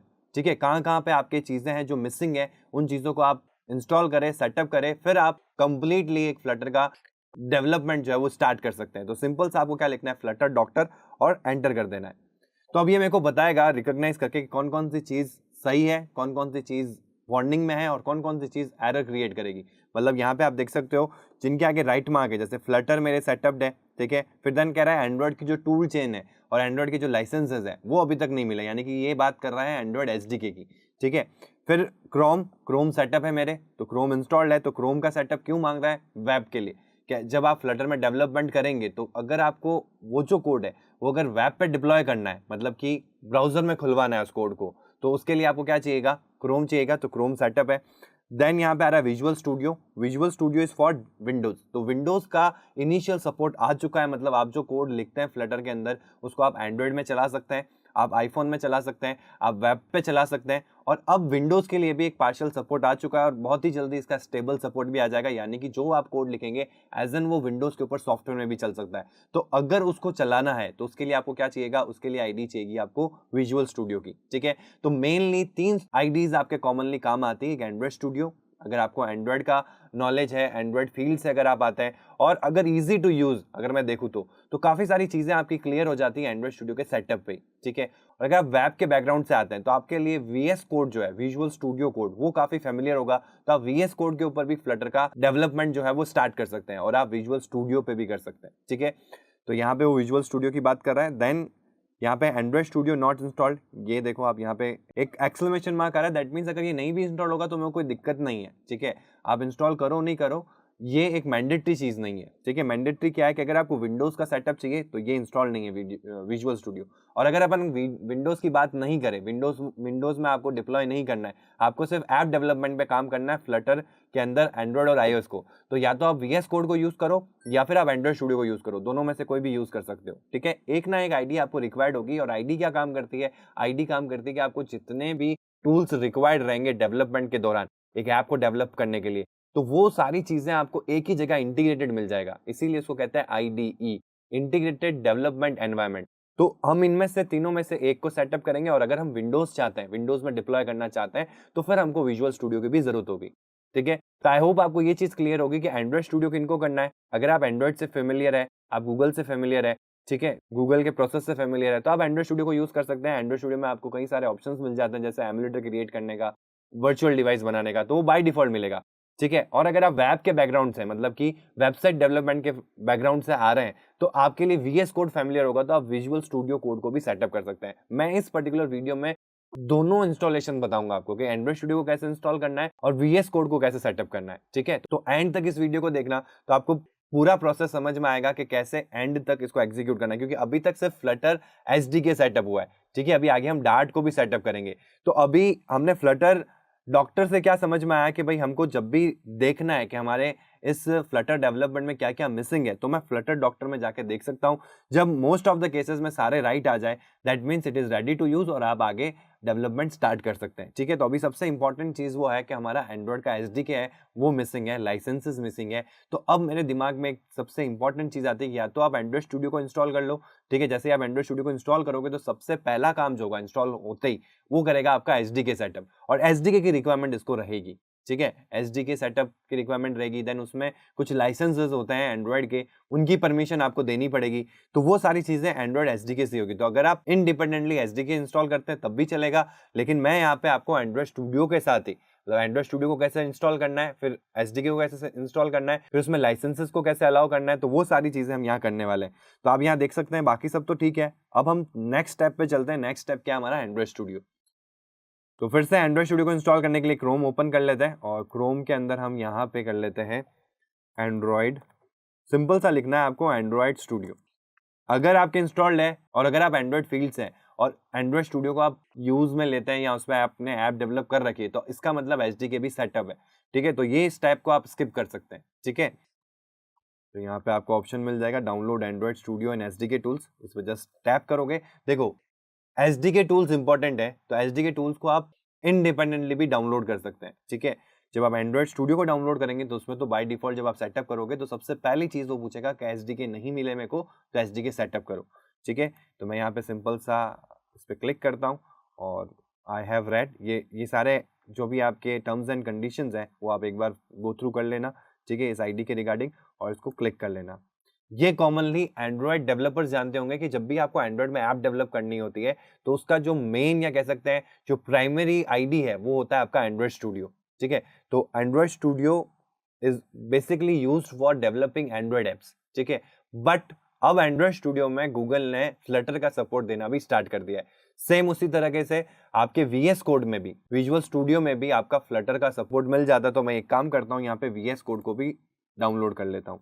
तो आपको सिंपल सा लिखना है वीएस कोड डाउनलोड, यहाँ पे जाना है और यू हैव टू सेलेक्ट किस ओएस पे आप सेटअप कर रहे हैं, जैसे कि मेरे को विंडोज़ पे करना है और विंडोज़ में भी कौन सा है 64 बिट है 32 बिट है, ठीक है। तो मैं यहाँ पे कह रहा हूँ कि भाई मेरा 64 बिट है, तो यहाँ पे VS कोड का भी सेटअप जो है वो स्टार्ट हो गया है। तो यहाँ पे एंड्रॉइड स्टूडियो और VS कोड दोनों का जो सेटअप है वो डाउनलोड हो चुका है, ठीक है। आप देख सकते हैं कि एंड्रॉइड स्टूडियो आ चुका है और ये हमारा VS कोड यूजर सेटअप जो है वो आ चुका है, ठीक है। तो पहले हम एंड्रॉइड स्टूडियो को इंस्टॉल कर लेते हैं। डबल टैप करना है, इंटरनेट थ्रू आउट ऑन रखना, ठीक है, क्योंकि अभी जब हम एंड्रॉइड स्टूडियो को इंस्टॉल कर लेंगे उसके बाद में वापस से एक प्रॉम्प्ट आएगा for asking for SDK tools, ठीक है। तो फिर से आपको इंटरनेट की जरूरत पड़ेगी, तो वहां पे वो SDK टूल्स इंस्टॉल होंगे और वो रिक्वायर्ड है, वो बहुत ज़रूरी है। वो ज़रूरी क्यों है? क्योंकि वो ही आपको फ्लटर डेवलपमेंट में जो वहाँ पे एक्सक्लेमेशन या क्रॉस मार्क आ रहा था टूल चेन में, एंड्रॉइड टूल चेन में, उसके लिए रिक्वायर्ड है, ठीक है। और उसी के थ्रू आप जो लाइसेंसेज आएंगे अभी आगे एंड्रॉइड के लिए वो आपको मिलेंगे, ठीक है। तो यहाँ पे हमारा इंस्टॉलेशन स्टार्ट हो गया। तो जितने भी ऑप्शन है, जैसे you do want to changes, ये आपका एंड्रॉइड स्टूडियो वाला एडमिन कंट्रोल का यस कर देना इसको, ठीक है। Welcome to Android Studio setup, next. Android Studio and virtual device, देखो वर्चुअल डिवाइस को टिक मार्क कर रहे हैं, क्यों कर रहे हैं? क्योंकि आगे हम वर्चुअल डिवाइस क्रिएट करना भी सीखेंगे एंड्रॉइड स्टूडियो के अंदर भी और नॉर्मल तरीके से भी, मतलब दूसरे सिमुलेटर को भी हम इंस्टॉल करवाएंगे और एंड्रॉइड स्टूडियो के वर्चुअल डिवाइस को भी यूज़ करवाएंगे, ठीक है। मतलब वर्चुअल डिवाइस क्या होता है कि जब आपके पास में कोई स्मार्टफोन नहीं है जिस पे आप चला के देखना चाहते हैं, तो ये क्या करेगा, हमारे लिए एक वर्चुअल ऐसी डिवाइस क्रिएट कर देगा जिस पे मैं अपने ऐप को डिप्लॉय कर सकता हूँ, ठीक है। तो क्योंकि एंड्रॉइड स्टूडियो है तो यहाँ पे एंड्रॉइड की वर्चुअल डिवाइसेस क्रिएट होगी। वैसे ही सेम एक्सकोड की हेल्प से हम आईफोन के वर्चुअल डिवाइसेस क्रिएट कर सकते हैं, ठीक है, सिमुलेटर्स बना सकते हैं। तो अब हम करते हैं नेक्स्ट, नेक्स्ट और इंस्टॉल। हाँ, जब आप आईफोन की बात कर रहे हैं तो आईफोन के सिमुलेटर्स बनेंगे आपके एक्सकोड की हेल्प से, और एक्सकोड का इंस्टॉल होता है मैक ओएस के ऊपर।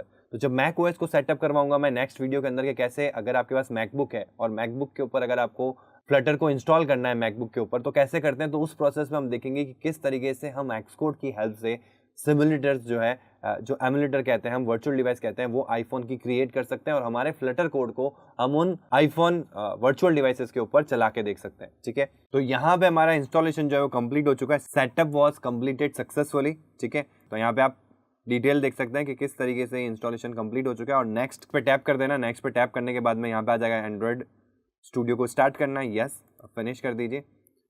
क्यों स्टार्ट कर रहे हैं? क्योंकि ये अब आपके SDK को सेटअप करेगा, मतलब SDK को डाउनलोड करेगा, आपको बताएगा कि देखो ये कंपोनेंट मिसिंग है, इनको आप इंस्टॉल करो, तो वो हम इंस्टॉल करेंगे और उसके बाद में वापस फ्लटर डॉक्टर के पास जाएंगे, ठीक है। फ्लटर डॉक्टर हमको फिर से बताएगा कि अब क्या चीज़ें मिसिंग है, फिर उन चीज़ों को हम वापस रेक्टिफाई करेंगे, फिर वापस फ्लटर डॉक्टर पे जाएंगे।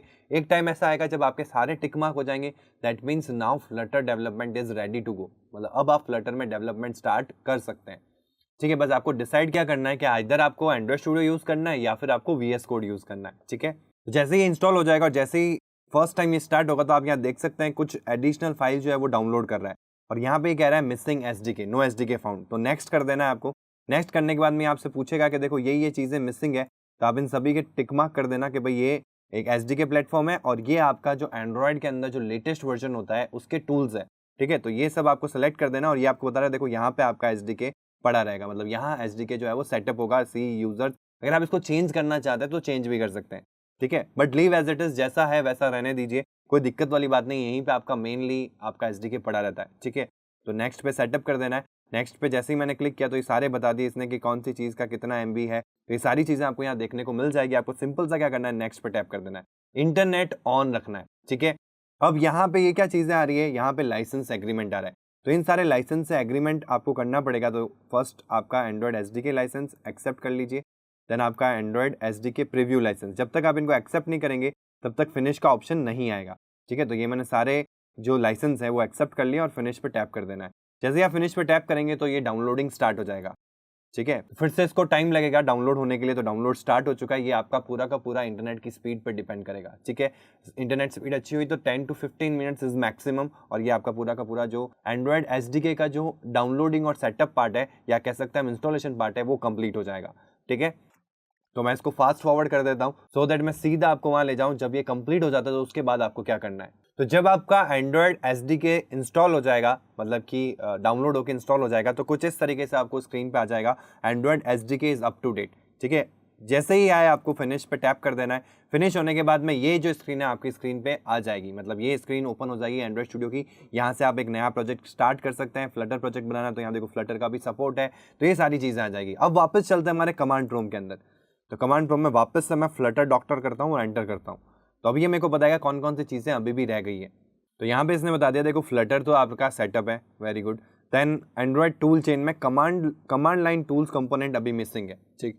देन एंड्रॉइड के जो लाइसेंसेज है उनका स्टेटस अभी भी अननोन है। देखो लाइसेंसेज हमने जो एक्सेप्ट किए थे वो एंड्रॉइड स्टूडियो के लिए किए थे, अब वही सेम लाइसेंसेज फ्लटर को भी रिक्वायर्ड रहेंगे फ्लटर डेवलपमेंट के लिए। तो वो लाइसेंस को आपको एक्सेप्ट कराना पड़ेगा, वो कमांड प्रोम से ही होगा, ठीक है। तो आपको कमांड प्रोम में ये जो Flutter doctor space hyphen Android hyphen licenses जो है वो करना पड़ेगा। ये तब पॉसिबल है जब आप एसडीके के ऊपर कमांड लाइन प्रोसेस करवा सकते हो, ठीक है, मतलब कमांड के थ्रू उन पे एग्जीक्यूशन हो सके। तो उसके लिए आपको एसडीके कमांड लाइन टूल्स का एक ऑप्शन होता है एसडीके के अंदर आपके एंड्रॉइड स्टूडियो के अंदर, उसको आपको इंस्टॉल करना पड़ेगा, मतलब उसको अनेबल करना पड़ेगा। उसके बाद मैं यहाँ से उसका कमांड जो है वो एग्जीक्यूट करवा पाऊंगा उन एसडीके के कंपोनेंट्स के ऊपर। फिर हम आ जाते हैं क्रोम सेटअप है विजुअल स्टूडियो की। देखो रिक्वायरमेंट है विंडोज़ के लिए, तो अगर आप विंडोज़ डेवलपमेंट करते हैं, जो कि मैं आगे आपको बताऊंगा कि विंडोज़ के लिए कैसे विजुअल स्टूडियो को सेटअप करना है, अभी कोई रिक्वायरमेंट नहीं है। तो अभी जो मेन प्रॉब्लम यहाँ पे है वो ये है आपके जो दो क्रॉस बने हुए आ रहे हैं, ठीक है। इन दोनों इश्यूज की जो प्रॉब्लम है वो आपकी कमांड लाइन टूल्स एक ऑप्शन होता है आपके एसडीके में, उसको इंस्टॉल करने पे ही रिजॉल्व होगी। और फिर आपको ये फ्लटर वाला जो कोड है फ्लटर डॉक्टर करके जो एंड्रॉइड लाइसेंसेस को आपको एग्री करवाना है वो करवाना पड़ेगा। तो चलते हैं सीधा एंड्रॉइड स्टूडियो के अंदर। तो यहाँ पे फिर से मैं एंड्रॉइड स्टूडियो को ओपन कर लेता हूँ। तो यहाँ पे हमारा एंड्रॉइड स्टूडियो आ चुका है। अब यहाँ पे आपको क्या करना है, मोर एक्शंस के अंदर आपको यहाँ पे एसडीके मैनेजर मिल जाएगा, आपको अंदर जाने की भी जरूरत नहीं है, ठीक है। यहाँ पे आपको एसडीके टूल्स दिखेगा, आप अगर देख पा रहे हैं तो ये एसडीके प्लेटफॉर्म जो अपन ने अभी इंस्टॉल किया, आप देख सकते हैं एंड्रॉइड एपीआई 32 वो जो ऑप्शन आया था, तो ये सेटअप्ड है, ठीक है। बट यहाँ पे एक एसडीके टूल्स है, इस पर क्लिक करना है और यहाँ पे देखो ये होगा आपका Android SDK command line tools latest, इस पर क्लिक कर देना है। और यहाँ पे देखो डाउनलोड का ऑप्शन आता है, तो इस पर डाउनलोड पे टैप कर देना है। ये डाउनलोडिंग स्टार्ट करेगा अभी। तो यहाँ पे आ गया कन्फर्म चेंज, ठीक है।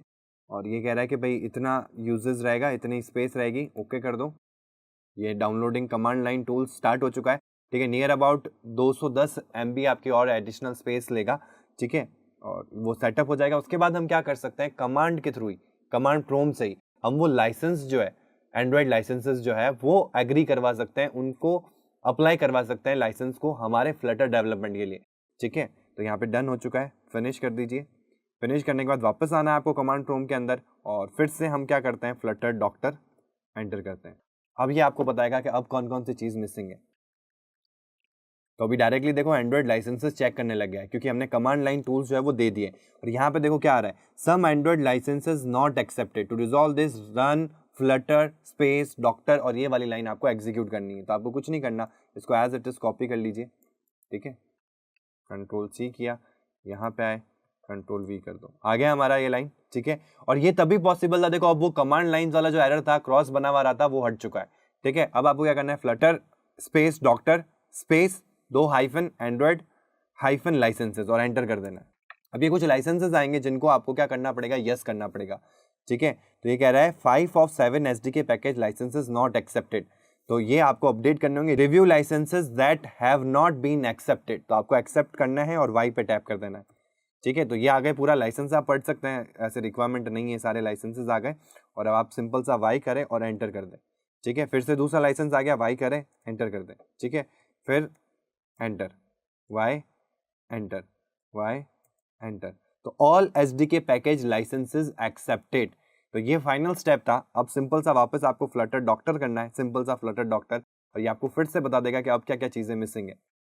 तो अभी सब पे राइट टिक मार्क आ चुका है, आप देख सकते हैं यहाँ पे मैंने फ्लटर डॉक्टर किया, फ्लटर सही है, एंड्रॉइड टूल चेन आ गया, क्रोम तो है ही है, ठीक है। एंड्रॉइड स्टूडियो भी आ चुका है हमारे पास में, एक वीएस कोड भी करेंगे अपन आगे, तो वीएस कोड को भी आप सेटअप कर दोगे तो वीएस कोड के आगे भी टिक मार्क आ जाएगा, क्योंकि उसके थ्रू भी आप फ्लटर डेवलपमेंट स्टार्ट कर सकते हैं, ठीक है।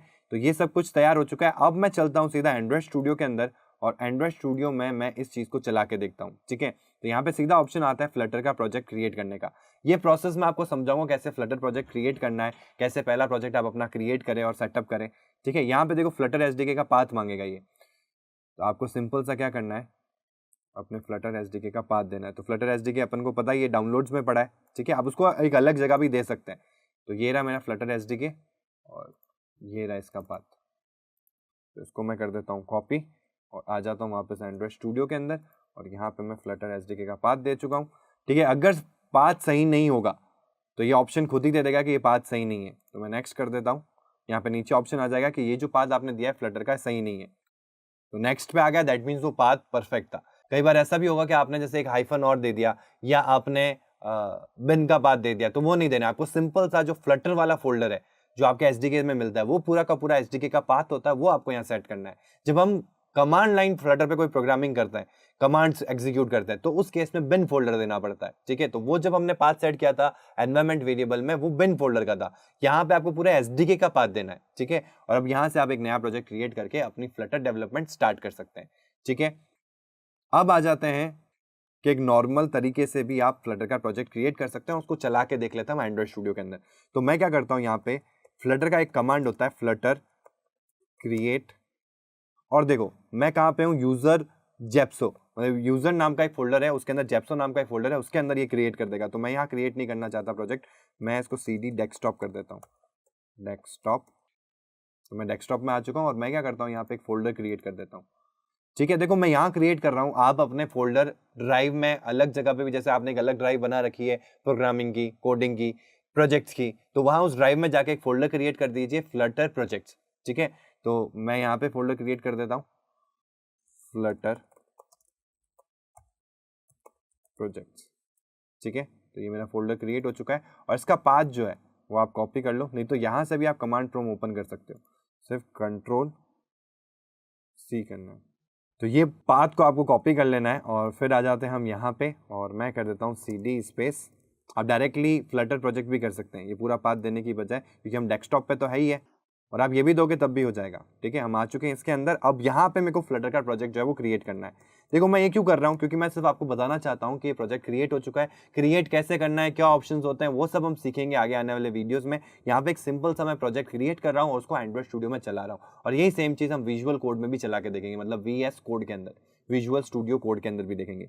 ठीक है, तो जो एंड्रॉइड से फेमिलियर है, जो जावा से फेमिलियर है, एंड्रॉइड स्टूडियो से फेमिलियर है, वो एंड्रॉइड स्टूडियो को एज एन आईडी यूज कर सकते हैं, और जो वेब डेवलपमेंट से फेमिलियर है, वेब बैकग्राउंड से है, वेबसाइट बैकग्राउंड से है, तो वो VS कोड को भी यूज कर सकते हैं।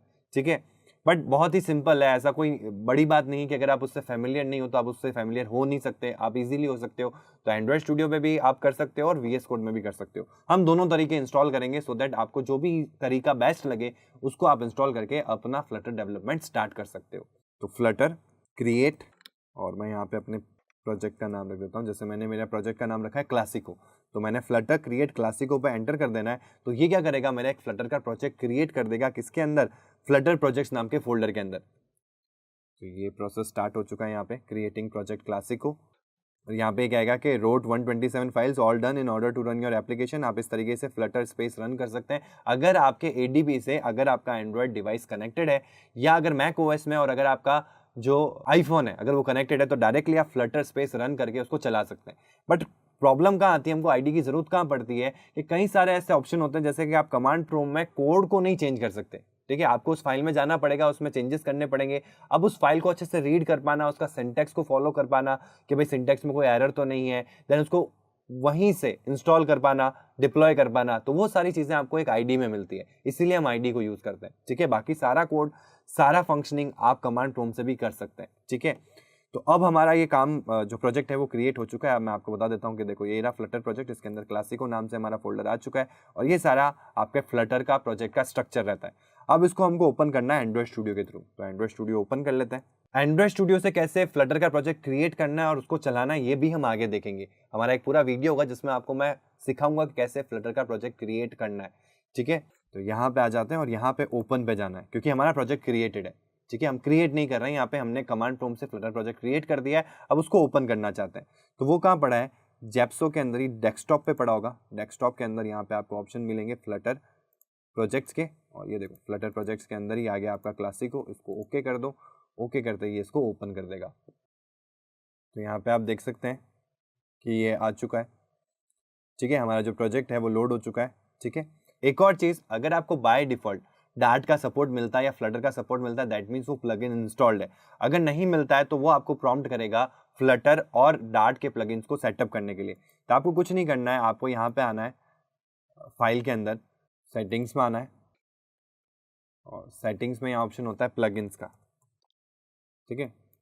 प्लगइन पे आपको यहाँ पे सिंपल सा सर्च करना है फ्लटर, तो आप देख पाएंगे कि फ्लटर इंस्टॉल्ड है, ठीक है। अगर इन केस इंस्टॉल्ड नहीं हो तो आप यहाँ से इंस्टॉल कर सकते हैं। तो फ्लटर का सेटअप आपको मिल जाएगा एंड्रॉइड स्टूडियो के अंदर, और फिर आपको सर्च करना है डार्ट का, डार्ट। तो डार्ट भी आप देख सकते हैं कि इंस्टॉल्ड है। मोस्ट प्रोबेबली ये दोनों इंस्टॉल्ड आएंगे। अगर नहीं आता है तो आपको ये प्रॉम्प्ट आएगा और इन दोनों को इंस्टॉल करना पड़ेगा, सो दैट आपका एंड्रॉइड स्टूडियो डार्ट कोड को समझ सके और आपको बता सके कि आप सिंटैक्स में कहीं गलती तो नहीं कर रहे हैं। और फ्लटर का इंस्टॉलेशन होगा तो आप डायरेक्टली एक फ्लटर प्रोजेक्ट ओपन कर पाएंगे, फ्लटर का सेटअप कर पाएंगे, फ्लटर डिप्लॉयमेंट कर पाएंगे, सब कुछ आप यहाँ से कर पाएंगे। तो ये दोनों इंस्टॉल्ड आए तो वेल एंड गुड है, नहीं आए तो आप इनको मैन्युअली प्लगइन से इंस्टॉल कर सकते हैं। तो इस तरीके से आप फ्लटर को इंस्टॉल कर सकते हैं विंडोज के ऊपर। अब एक चीज रह गई है, वो है कि अगर आपको एंड्रॉइड स्टूडियो पे कोडिंग नहीं करनी है, ठीक है, आपको करनी है VS कोड के थ्रू, तो VS कोड को कैसे सेटअप करेंगे? तो ये भी हमने देखा था, हमने हमारे डाउनलोड्स वाले फोल्डर के अंदर ये काम कर रखा है कि हमने VS कोड को भी डाउनलोड कर लिया था, ठीक है। तो अब सिंपल सा हम बाकी सारी चीज़ों को क्लोज कर देते हैं, सेटिंग्स की भी अब रिक्वायरमेंट नहीं है, एंड्रॉइड स्टूडियो को भी मैंने क्लोज कर दिया है, ठीक है, इसको भी हम क्लोज कर देते हैं। और अब हम आ जाते हैं VS कोड के ऊपर और इसको इंस्टॉलेशन, इसका जो इंस्टॉलेशन है वो स्टार्ट कर देता है। तो वही सेम एग्रीमेंट, जो भी आप कोई भी सॉफ्टवेयर को इंस्टॉल करते हैं तो जो एग्रीमेंट आता है नेक्स्ट कर देना है। ये आपसे पाथ पूछेगा कहाँ सेटअप करना है, तो मोस्टली केसेस में अगर आप SSD को यूज़ कर रहे हैं तो SSD जहाँ पड़ी वहीं इसको सेटअप करना, सो दैट आपका जो बूटिंग प्रोसेस है, मतलब कोई भी सॉफ्टवेयर का बूट करने का जो टाइम है वो बच जाएगा आपका, और आपका जो सॉफ्टवेयर है वो स्मूथ चलेगा। और अगर आप कोई दूसरे ड्राइव पे करना चाहते हैं तो दूसरे ड्राइव का भी यहाँ पाथ दे सकते हैं और उस पर आप इसको इंस्टॉल करवा सकते हैं, ठीक है। अब नेक्स्ट पर टैप कर देना है और फिर नेम, और फिर ये सारे ऑप्शंस आएंगे, क्रिएट अ डेस्कटॉप आइकन अगर आप करना चाहते हैं, then add open with code in Windows Explorer के, मतलब सिंपल सा आप ओपन विद कोड लिखो और सीधा आपका ये ओपन हो जाए। तो ये सारी चीज़ें कर सकते हो। Add to path require shell restart, मतलब अगर आपका प्रोग्रामिंग जो है वो कमांड प्रॉम्प्ट से करना है, ये वही पाथ है, ठीक है। एनवायरमेंट वेरिएबल सेट करेगा, तो अभी कोई रिक्वायरमेंट नहीं है, जो बाय डिफॉल्ट कनेक्टेड है टिक है उनको टिक रख सकते हो। नेक्स्ट कर दो, नेक्स्ट करने पे ये सारी चीज़ें जो अभी तक आपने सेलेक्ट करी उनका एक ब्रीफ बता दिया इसने, और इंस्टॉल पे टैप कर देना है। जैसे ही आप इंस्टॉल करोगे तो ये इंस्टॉल होने के बाद में आपका VS कोड स्टार्ट हो जाएगा। और सबसे पहला काम क्या करना है आपको, फ्लटर और डार्ट के प्लगइन, उसमें भी आपको क्या करने पड़ेंगे, इंस्टॉल करने पड़ेंगे। उसके बाद में आप फ्लटर प्रोजेक्ट को ओपन कर सकते हैं एंड उसके अंदर जो डार्ट लैंग्वेज है उसको आपका आईडी समझ जाएगा और आपका जो भी सिंटैक्टिकल एरर होगा वो वहीं पे आपको बता देगा कि ये प्रॉब्लम है, ठीक है। तो यहाँ पे हमारा विजुअल स्टूडियो जो है वो इंस्टॉल हो चुका है और आपको सिंपल सा फिनिश कर देना है। फिनिश करते ही लॉन्च हो जाएगा, क्योंकि वहाँ पे टिक मार्क कर रखा था लॉन्च VS कोड।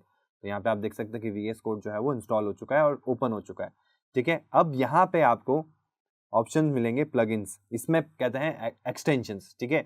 तो एक्सटेंशंस बोलो या प्लगइन्स बोलो, दोनों ही एक ही केस है, बट VS कोड में उनको एक्सटेंशंस बुलाते हैं।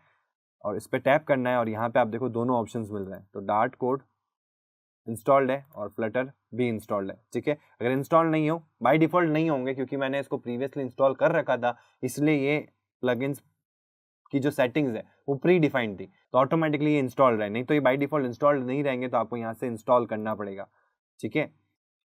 तो ये दोनों इंस्टॉल होने के बाद में अब हम इसके थ्रू ओपन करते हैं हमारे फ्लटर प्रोजेक्ट को।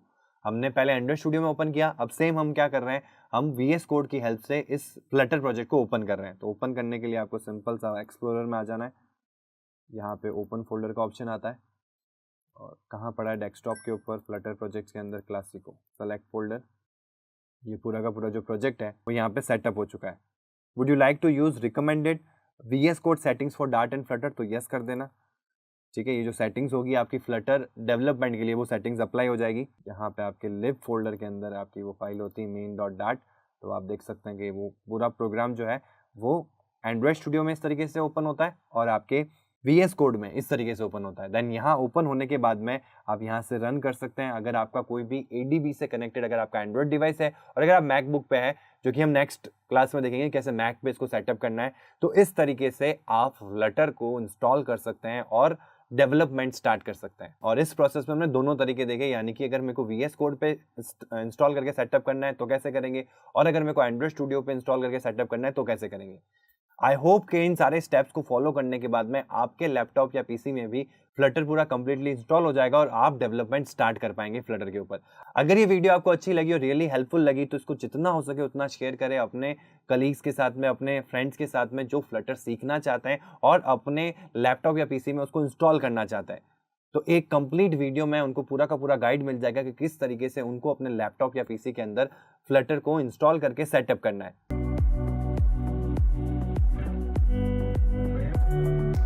हेलो फ्रेंड्स, तो आज वाली क्लास में हम देखने वाले हैं कि कैसे आप अपने मैकबुक के ऊपर या मैक ओएस के अंदर फ्लटर को सेटअप कर सकते हैं। प्रीवियस क्लास में हमने देखा था कि कैसे आप विंडोज के अंदर इसको सेटअप कर सकते हैं। आज वाली क्लास में हम समझेंगे कि कैसे फ्लटर को आप सेटअप कर सकते हैं अपने मैक ओएस के अंदर। यानी कि अगर आपके पास में मैक ओएस है आइदर इन डेस्कटॉप और इन मैकबुक फॉर्म, तो किसी भी प्लेटफॉर्म के ऊपर जहां पे भी आपका मैकिंटोश है वहां पे उस पर्टिकुलर ओएस के ऊपर कैसे फ्लटर को सेटअप करना है वो प्रोसेस को फॉलो करेंगे, वो प्रोसेस को स्टेप बाय स्टेप देखेंगे। तो इस प्रोसेस का सबसे फर्स्ट स्टेप रहने वाला है कि ब्राउजर से ऑनलाइन आपको फ्लटर एसडीके को डाउनलोड कर लेना है। तो चलते सीधा ब्राउजर के ऊपर और सबसे पहला स्टेप को एग्जीक्यूट करते हैं कि फ्लटर को सेटअप करने से पहले फ्लटर एसडीके को हमारे इस मैक ओएस के अंदर हमको डाउनलोड भी करना पड़ेगा। तो चलते हैं ब्राउजर के ऊपर। आपको भी ब्राउजर को ओपन कर सकते हैं, सफारी, क्रोम। तो मैंने यहाँ पे क्रोम ओपन कर लिया है और यहाँ पे मैं जा रहा हूँ। तो यहाँ पे आपको सर्च करना है for Flutter SDK for Mac. जैसे ही आप ये करेंगे आप देख सकते हैं कि मैक ओएस इंस्टॉल आ चुका है आपके यहाँ पे फ्लटर डॉक्यूमेंटेशन के अंदर। अगर आपने प्रीवियस क्लास देखी होगी विंडोज वाली तो उसमें भी हमको यही docs.flutter.dev वाली वेबसाइट पे हमको नेविगेट किया था। उस नेविगेशन के ऊपर हमको ऑप्शन मिला था विंडोज के लिए अलग, मैक के लिए अलग, लाइनेक्स के लिए अलग। तो वैसे ही सेम एक ही वेबसाइट पे आपको ये सारे ऑप्शन मिलेंगे लेकिन डिफरेंट एसडीकेज होंगे डिफरेंट ओएस के लिए। ठीक है, तो विंडोज के लिए अलग था और वैसे ही आज वाली क्लास में मैक ओएस के लिए अलग है। तो इसमें सिंपल सा क्लिक कर देना है। क्लिक करने के बाद में आपके पास में सिस्टम रिक्वायरमेंट्स आ जाएगी। तो यहाँ पे आप सिस्टम रिक्वायरमेंट्स देख सकते हैं कि आपका सिस्टम इस रिक्वायरमेंट से मीट करता है कि नहीं करता है। ठीक है, मोस्ट ऑफ द केसेस में ये रिक्वायरमेंट्स बहुत ही सेकेंडरी रिक्वायरमेंट्स है। ऐसा नहीं है कि बहुत सारी चीजें आपकी मिसिंग होगी, बहुत रेयर ही होगा कि कोई आपका इसकी रिक्वायरमेंट जो है वो फुलफिल नहीं हो रही होगी। तो एक बार आप जस्ट फॉलो अप कर सकते हैं, जैसे कि operating system, then disk space कितना है, टूल्स कौन कौन से है। तो यहाँ पे आपको सारे ऑप्शंस मिल जाएंगे। देन हमको सिंपल सा स्विच करना है गेट द फ्लटर एसडीके।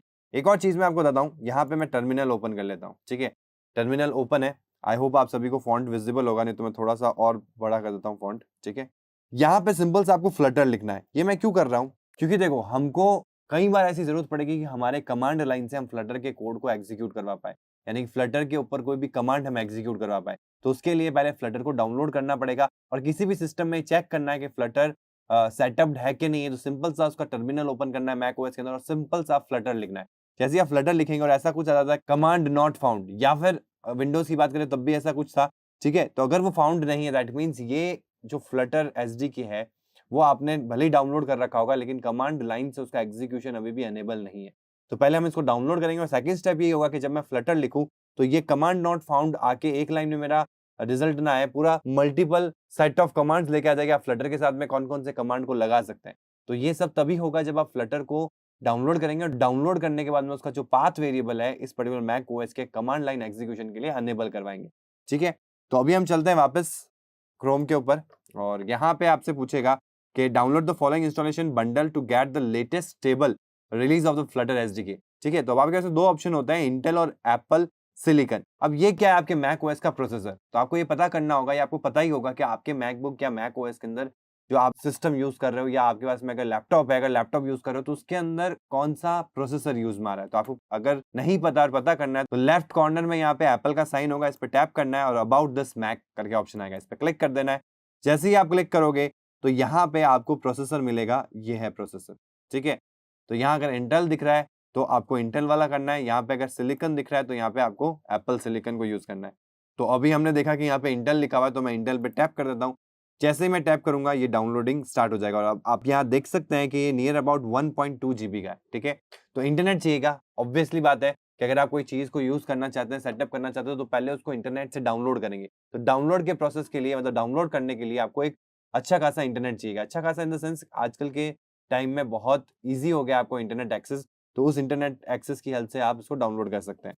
तो जितना इंटरनेट की स्पीड अच्छी होगी उतना ये जल्दी डाउनलोड होगा। ठीक है, तो यहाँ हमारा फ्लटर एसडीके जो है वो डाउनलोड हो चुका है। आप देख सकते हैं एक जिप फाइल है। ठीक है, तो अभी इसको हम लोकेट करके देख लेते हैं। तो यहाँ पे मेरा जो फाइंडर टैब है वो ओपन हो चुका है और डाउनलोड्स के अंदर आप देख सकते हैं कि ये इसकी साइज थोड़ी मैं बड़ी कर देता हूँ।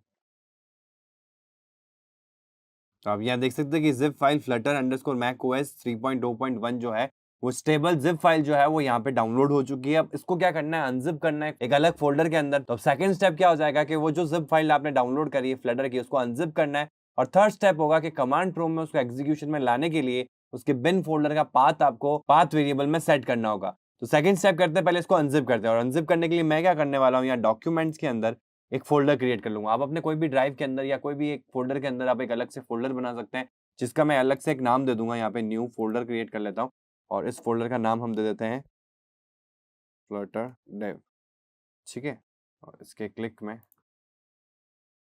यहाँ पे फिर से एक नया फोल्डर बनाते हैं और इसमें रखेंगे हम हमारा SDK।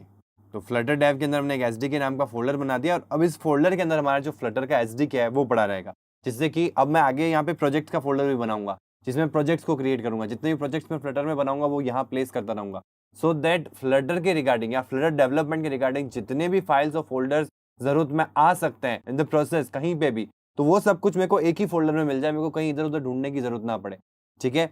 तो यहाँ हमने SDK नाम का एक फोल्डर क्रिएट कर दिया है। तो अब चलते हैं नेक्स्ट स्टेप के ऊपर। मतलब हमने फ्लटर SDK को डाउनलोड कर लिया, अब उसको अनजिप करके उस फोल्डर में प्लेस करना है जो SDK नाम का मैंने फोल्डर बनाया। तो वापस आ जाता है टर्मिनल के ऊपर। तो अब मैं क्या करूंगा, मैं उस पाथ पे जाऊंगा जहां पे मेरे को इस पर्टिकुलर SDK को अनजिप करना है। मतलब उस पाथ पे जाना है जहां पे आपको फ्लटर का SDK चाहिए।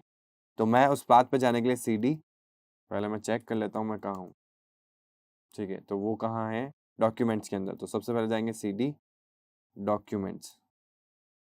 तो डॉक्यूमेंट्स में आ गए, देन फिर से देख लेते हैं। तो यहाँ पे देखो फ्लटर डेव नाम से मिल गया अपन को। तो CD फ्लटर, आप नाम कुछ भी रख सकते हैं, ठीक है। अब इस फोल्डर के अंदर भी SDK है, तो LS करके देख लेता हूँ SDK।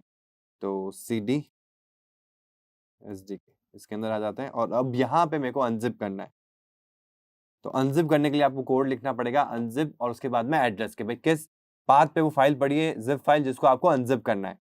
तो यहाँ पे आप देख सकते हैं अनजिप, उसके बाद में ये पाथ आ गया डाउनलोड्स के अंदर Flutter Mac OS 3.0.1 stable dot zip, और एंटर करते ही ये अनजिप होना स्टार्ट हो जाएगा। और अगर आप वहां चले, उस पाथ पे चलते हैं अपन जहां एक्चुअल में पड़ा है, तो ये हमारा SDK के अंदर अगर आप देखेंगे तो फ्लटर नाम का एक फोल्डर क्रिएट हो चुका है, ठीक है। इसी के अंदर एक्चुअल में आपका जो SDK है वो प्लेस्ड हो रहा है। तो ये आप देख सकते हैं कि सारे फ्लटर के जो भी SDK के कंपोनेंट्स है वो एक एक करके अनजिप हो रहे हैं और यहाँ पे इस फ्लटर वाले फोल्डर में प्लेस हो रहा है। तो यहाँ पे आप देख सकते हैं कि ये जो जितनी भी फाइल्स थी इस SDK के अंदर वो अनजिप होकर इस फोल्डर में प्लेस हो चुकी है। अगर मैं उस फोल्डर पे लेके जाऊँ तो ये हमारा फ्लटर SDK यहाँ पे आ चुका है। इस पर जैसे ही टैप करते हैं तो ये सारे फ्लटर के पैकेजेस हैं, जो SDK टूल किट्स हैं वो सब यहाँ पे आ चुके हैं। अब वापस से मैं कमांड प्रोम्प्ट में जाता हूँ। पहले तो मैं एक काम करता हूँ, किसी फॉन्ट साइज वापस थोड़ी बड़ी कर देता हूँ, ठीक है। और यहाँ पे मैं लिखता हूँ फ्लटर। अब तो होना चाहिए, अभी भी कह रहा है कमांड नॉट फाउंड। आपने फ्लटर SDK डाउनलोड कर लिया, फ्लटर SDK आपने अनजिप करके एक फोल्डर में भी रख दिया, लेकिन अभी भी अपन ने पाथ सेटअप नहीं किया। अब पाथ को सेटअप करने के लिए कमांड होता है, वो कमांड को आप एग्जीक्यूट करना चाहेंगे और उस कमांड में एक पाथ होता है जहां पे एक्चुअल में आपका फ्लटर का जो बिन फोल्डर है वो पड़ा है। वो पाथ सेट होगा as a path variable, so that आप कमांड लाइन के थ्रू फ्लटर के कमांड को एग्जीक्यूट कर सको। तो अब मेरे को वो कमांड यहाँ पे एग्जीक्यूट करना है। तो आप देख सकते हैं कि यही नीचे आपको ये पाथ मिल जाएगा, add Flutter tool to your path, ठीक है। तो इसको कॉपी कर लेना है और यहाँ आ जाते हैं अपन कमांड रूम में और मैं कर देता हूँ इसको पेस्ट, ठीक है। Export path equals to path PWD और फिर फ्लटर स्लैश बिन। अभी मैं SDK में हूँ ना, तो यहाँ पे ये पाथ आएगा। अगर मैं SDK के बाहर होता तो SDK slash Flutter slash bin आता, क्योंकि मैं अभी SDK वाले फोल्डर में ही हूँ, अगर आप यहाँ देख सकते हैं तो इसीलिए मैं यहाँ पे जब लगाऊंगा तो फ्लटर स्लैश बिन ही होगा, ठीक है। और एंटर कर देते हैं। एंटर करते अगर आप देखोगे तो कुछ भी नहीं हुआ, बट अब मैं जब फ्लटर लिखूंगा तो अब ये टाइम ले रहा है, और टाइम लेने के साथ साथ आपके जितने भी कमांड्स होंगे वो सब एक एक करके यहाँ पे आ चुके हैं। तो अगर मैं स्क्रॉल अप करता हूँ तो आप देख सकते हैं इतने सारे कमांड आप फ्लटर के साथ में एग्जीक्यूट कर सकते हैं। Common commands, usages, global options, ठीक है। तो यहाँ पे आपके पास सारे ऑप्शंस आ चुके हैं। तो इस तरीके से आप भी अपने मैक के अंदर फ्लटर के SDK को सेटअप कर सकते हैं और कमांड लाइन से उसका एग्जीक्यूशन स्टार्ट कर सकते हैं। अब जो इंपॉर्टेंट चीज है, जो हमारे नेक्स्ट वीडियो का लिंक है, वो क्या है कि फ्लटर का एग्जीक्यूशन करने के लिए, फ्लटर का एसडीके तो मैंने सेटअप कर लिया, लेकिन फ्लटर फ्रेमवर्क के ऊपर डेवलपमेंट करने के लिए आपको कुछ आईडीज चाहिए, कुछ एंड्रॉइड के लाइसेंसेस चाहिए, कुछ हर एक प्लेटफॉर्म के लिए उनके रेस्पेक्टिव आईडीज होते हैं, तो उन आईडीज की जरूरत पड़ेगी। अब या आपको डिसाइड करना है कि आप वीएस कोड पे फंक्शन करेंगे, या आप एंड्रॉइड स्टूडियो पे फंक्शन करेंगे, और या फिर आप एक्स कोड पे करेंगे। अब इन तीनों की नीड कहाँ आ जाती है? देखो, एंड्रॉइड में डिप्लॉय करने के लिए आपको एंड्रॉइड के एसडीके को डाउनलोड करना पड़ेगा और उसका पाथ देना पड़ेगा, एंड उसके कुछ एसडीके के लाइसेंसेस हैं जिनको आपको एक्सेप्ट करना पड़ेगा। उसके बाद में बात करते हैं कि विजुअल कोड सिर्फ और सिर्फ एज एन आईडी के लिए हम यूज करेंगे। एंड्रॉइड स्टूडियो भी अगर आप नहीं यूज करते हो तो आपको कोई जरूरी नहीं कि आप एंड्रॉइड स्टूडियो को यूज करो। अगर आप वीएस कोड से फैमिलियर हो तो आप वीएस कोड में भी कर सकते हो, ठीक है। बट एंड्रॉइड स्टूडियो को जब हम डाउनलोड करेंगे तो साथ ही साथ उसका एसडीके पैकेजेस भी आएंगे, आप उनको इंडिपेंडेंटली भी डाउनलोड कर सकते हो। लेकिन अगर आप Android Studio as an IDE use करना चाहते हैं तो आप एंड्रॉइड स्टूडियो को जब डाउनलोड करेंगे तो उसी प्रोसेस में आपको एसडीके भी मिलेगा, ठीक है। और वीएस कोड को डाउनलोड करने के साथ साथ आपको एसडीके तो करने ही होंगे। मतलब एंड्रॉइड स्टूडियो अगर आईडी नहीं लेते हैं तो आप वीएस कोड आईडी लेंगे, और साथ ही साथ आपको एसडीके के कुछ पैकेजेस हैं एंड्रॉइड एसडीके के, उन पैकेजेस को लेना पड़ेगा। देन उनके लाइसेंस जो है वो उनको एक्सेप्ट करवाना होगा, तो उसके लिए आपको एसडीके को डाउनलोड करना पड़ेगा। उसके बाद में जब आप चाहेंगे कि आपका जो ये कोड है वो आप डिप्लॉय कर पाए आईफोन के ऊपर, तो उसके लिए फिर से आपको किसकी जरूरत पड़ेगी? एक्स कोड की जरूरत पड़ेगी। तो उस केस में आपको एक्स कोड चाहिए रहेगा, ठीक है। तो अभी के लिए मैं आपको बता देता हूं कि कैसे पता करना है कौन सी चीजें मिसिंग है और कौन सी चीजें सेटअप हो चुकी है। आपको सिंपल सा लिखना है फ्लटर, उसके बाद में आपको लिखना है डॉक्टर। तो ये कमांड क्या करेगा? ये कमांड आपको बताएगा कि भाई आपके फ्लटर डेवलपमेंट के लिए जिन जिन टूल्स की रिक्वायरमेंट है वो प्रॉपर्ली इंस्टॉल्ड है कि नहीं है। तो अगर जो चीजें इंस्टॉल्ड है, जो चीजें चाहिए और वो इंस्टॉल्ड है, तो उनके आगे आ जाएगा राइट मार्क ग्रीन कलर के अंदर। जो चीजें डाउनलोडेड नहीं है, रिक्वायर्ड है, तो उनके आ जाएगा क्रॉस। और जो चीजें हो सकता है कि आपको चाहिए रहेगी इन फ्यूचर, तो उनके आगे आ जाएगा एक्सक्लेमेशन मार्क। तो आपको सिंपल सा एंटर करना है और ये अब यहाँ पे रन करेगा इस कमांड को, और आपको लाके बताएगा कि अब आपके इस पर्टिकुलर सिस्टम के ऊपर कौन कौन सी चीजें फ्लटर डेवलपमेंट के लिए रेडी टू गो है और कौन सी चीजें अभी तक डाउनलोडेड नहीं है। तो before getting in the development field आप पहले इन चीजों को रिजॉल्व करें एंड फिर आप डेवलपमेंट में जा सकते हैं। तो आप देख सकते हैं कि फ्लटर के ऊपर ग्रीन टिक आ रहा है, मतलब साइड में ग्रीन टिक आ रहा है, दैट मीन्स फ्लटर प्रॉपर है।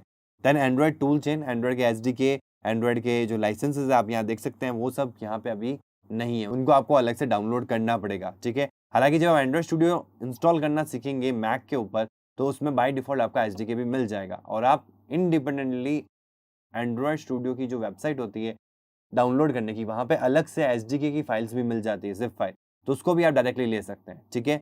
देन एक्स कोड नहीं है for the development in iOS and Mac OS. मतलब आपका जो फ्लटर का कोड है अगर आपको आईफोन में चलाना है या मैक ओएस पे चलाना है तो उसके लिए आपको एक्स कोड की इनिशियली जरूरत पड़ेगी, ठीक है। तो उसके लिए वो कह रहा है कि एक्स कोड चाहिएगा। देन क्रोम है फॉर वेब के लिए, and Android studio not installed, ये इसलिए है क्योंकि Android Studio is also an ID जहाँ पे फ्लटर डेवलपमेंट होता है, ठीक है। तो वो वहाँ पे एक्सक्लेमेशन मार्क कर रहा है, मतलब जरूरी नहीं कि आप इसको करो, बट आपको जरूरत पड़ सकती है, ठीक है। क्योंकि अगर आपको एंड्रॉइड के अंदर डिप्लॉय करना है तो एंड्रॉइड स्टूडियो की जरूरत नहीं है, एंड्रॉइड एसडीके की जरूरत है, ठीक है। वही सेम चीज आईफोन में अगर एग्जीक्यूट करना है तो आईफोन के अंदर एक्स कोड के अंदर ही वो ऑप्शन मिलता है जिसके थ्रू आप उनमें डिप्लॉय कर सकते हैं, तो इसीलिए उसकी आईडी बहुत जरूरी हो जाती है। लेकिन एंड्रॉइड स्टूडियो के अंदर ऐसा नहीं है, एंड्रॉइड स्टूडियो आईडी को इंस्टॉल करने की जरूरत नहीं है अगर आप वीएस कोड से फेमिलियर है तो आप या तो VS code as your IDE use कर सकते हैं या फिर आप Android Studio as your IDE use कर सकते हैं। अब नेक्स्ट क्लास में हम देखेंगे कि कैसे एंड्रॉइड एसडीके को सेटअप करना है, कैसे एक्स कोड को सेटअप करना है, कैसे VS कोड को सेटअप करना है और कैसे एंड्रॉइड स्टूडियो को सेटअप करना है अगर रिक्वायर्ड है तो। और जब हम एसडीके को भी सेटअप करेंगे तो कुछ ऐसी चीजें होंगी जैसे कि लाइसेंसेस है, उनको आपको एग्री करना होगा, एक्सेप्ट करवाना होगा, तो वो चीजें सारी कैसे होगी हमारे कमांड प्रॉम्प्ट के थ्रू, और फिर कैसे हम उस पर्टिकुलर फ्लटर की हेल्प से एक फ्लटर प्रोजेक्ट को क्रिएट करेंगे और क्रिएट करने के बाद में कैसे उसको हमारे आईडीज में चला के देखना है।